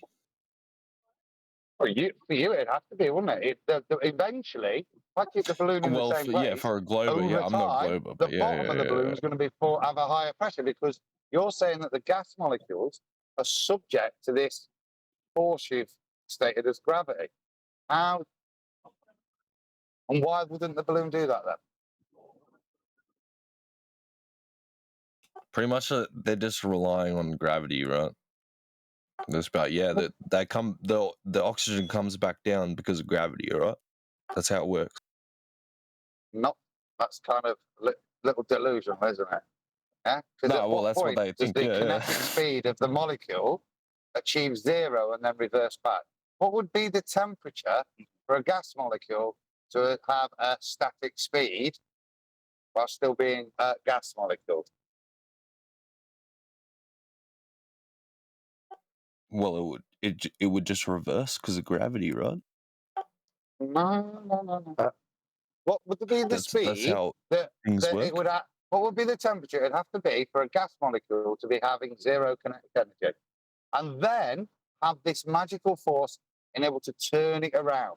So not a collision-based change of movement, but Yeah. a depletion of kinetic energy, and then somehow a recharging of this kinetic energy with your magic gravity. What Yeah, temperature would it I have love how you to guys be just to destroy get the kinetic imaginary energy to forces zero? that people make up. But yeah, It's a concept. go on. You're killing it. I'm slightly confused about your statement. Adam hasn't answered. You, He's thrown out. He's essentially thrown it back to Adam. Adam can now answer, which may have been rhetorical. Let's just do it. I don't know, Adam. What temperature would a gas molecule have to be to remain gas and stop, and then return back to from whence it came? I don't know what temperature, Adam. Let's go with It would that. be That's a good question. theoretical temperature that we couldn't achieve at absolute zero, minus 273 Kelvin. But the only way that you could withdraw all of the kinetic energy out of the molecule to prevent it, i.e. decelerate it and stop it continuing in an unimpeded way, and then you've still then got to obviously add your magic gravity that somehow charges up the kinetic batteries of this molecule. Yeah? The description of how gravity is supposedly depleting them recharging to prevent the escape of gas molecules is nonsensical in itself. We've got this gravity force which somehow now affects kinetic energy of the gas particles, yeah, to deplete and then recharge in the opposite polarity. It's kind of nonsensical, but fundamental to their claim. I'm just slightly confused about the original statement. Well, the original you said statement, I don't know. he's- I'm asking for an explanation of something that like no one really has. So that's Hold hold on one second. What's that? You guys are you definitely said- right though. No one has the fucking answer, and Am it's I- definitely not the globe. Am I not talking? Can I ask you a question about your statement? You said the air goes up, and then somehow this whatever you're calling gravity somehow brings So it if back it was down. a ball, yes, then the air would eventually bounce up into the atmosphere high above and bounce out into the into the spaceland. And but yeah, no, that doesn't happen. I get that. But my question is well, you're saying it's going to come back down, but if whatever you're calling gravity, I'm assuming gravity. Can I finish the statement, I'm bro? assuming gravity. Can I finish the statement, brother? Yeah, sorry. Whatever it is that you're calling gravity, if it exists, why would it allow the air to go up in the first place? I don't know, man. But I'm trying to think in a baller's like because sense, it you know, like I'm doesn't trying to think exist. as a baller, you know. Well, there's a second part of But the yeah, philosophy. I'd love for them to explain gravity Here's for me where to the like problem be able. is. I don't know. Yeah, I'm just grasping at here's where the straws, man. problem They is. The don't have a problem was proper introduced before understanding. you even said. Holy shit! Yeah, nah. You're all talking over each other. Hey, Molnar. Sorry, boys. You go ahead. Molnar, You go hold ahead. on one second. Hold on one second. Molnar, when you make a point, go ahead and make a point and stop. And then don't Yeah, talk sorry, after that sorry, boys. Yeah, until yeah, there's yeah. a break. And don't talk, don't nod along audibly and agree because you're cutting everyone's mic off. Okay? Roger. Yeah, No, nah. I got you. Yeah. I won't. So- Sorry, boys. Yeah, nah. Go on mute. So the problem came before you even said anything about gravity because you think that a gas molecule, like Adam pointed out, is gonna somehow lose energy. But your assumption there is wrong. That's the problem. It's worse than that. Hang on. Why because wouldn't a gas molecule lose energy if it's going into a lower energy area? What are you talking about? Are you serious? Like that statement was like what? It would. Adam explained it to you earlier.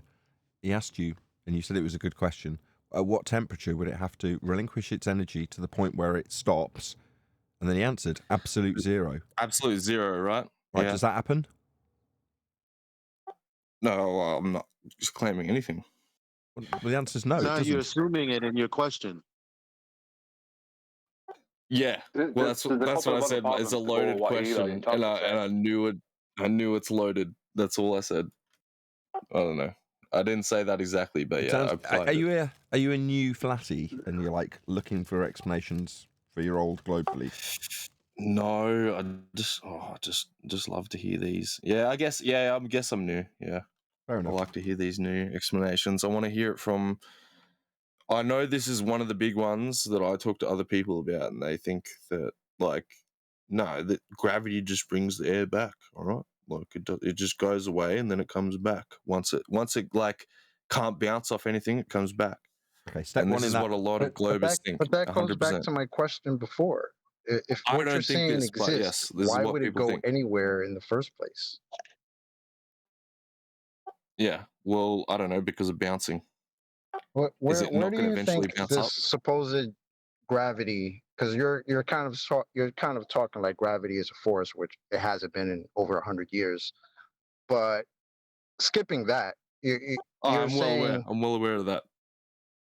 right. Okay, so I'm where would more that kind of supposed like force be I'm the playing strongest? devil according- advocate, guys. Like seriously, I don't fucking believe in this shit. I'm got that. playing Kick devil 'em out. advocate, and I'm Kick like, 'em out. what, this is And what that's cool. That's this is cool. There what I might be would think somebody else as that's a listening baller. that might have. Oh my god! You're still over talking people nonstop. I'm done. Yeah, do you realize that gas molecules would be bringing temperature with them? We You understand that? We just covered that. Absolute zero. No, bringing Yeah, if it's temperature with them. moving, What I mean if is it's that. moving, it has temperature. Yeah. Yeah, what I mean is that But what's the point? it's not like within that paradigm, they're trying to state that one gas particle or molecule gets to the Kármán line and then it just is brought back down. That's what they're basically trying to say. That's what they basically try to claim. But if there's going to be a lot more than one, and that all of the gas molecules that will be getting to that point would be bringing temperature with them because they have kinetic energy.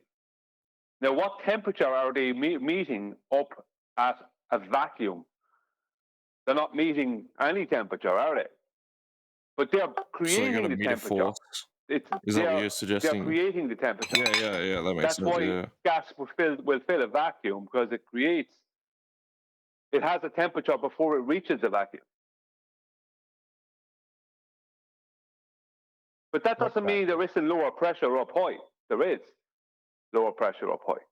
But what stops the gas from, let's just say, what stops the gas from, best way to describe it is most of our gas and our air pressure, and I mean the majority of it, I'm talking between 75 to 85% of all our air is below cloud level, right?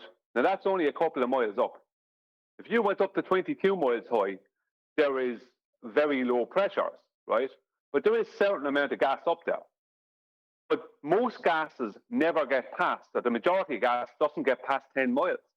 Because at 10 miles high, the temperature is so low that there is such little kinetic energy, only a small amount of the gas gets past that. But the temperature starts to rise again past 10 miles up.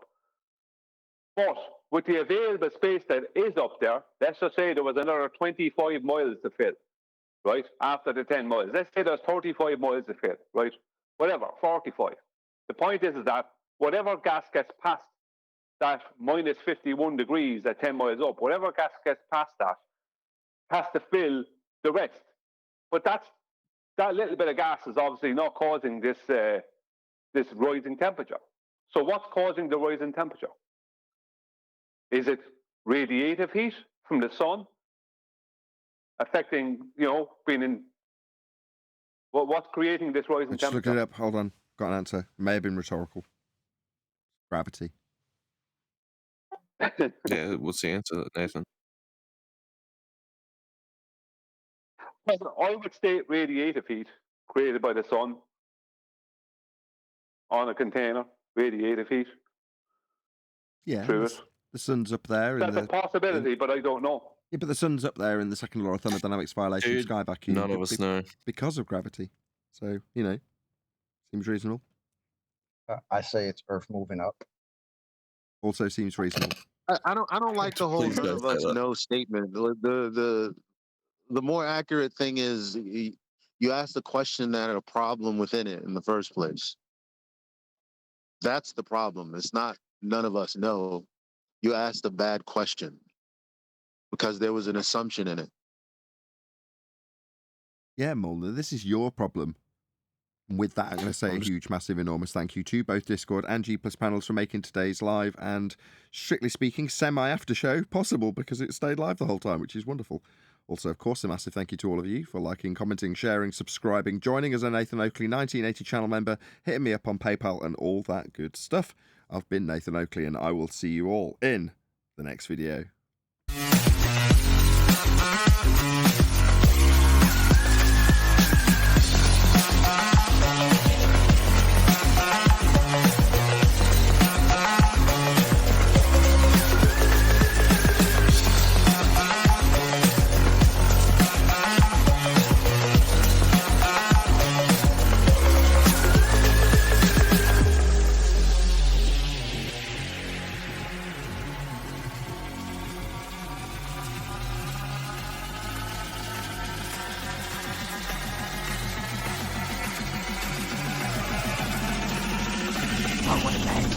What a lovely day!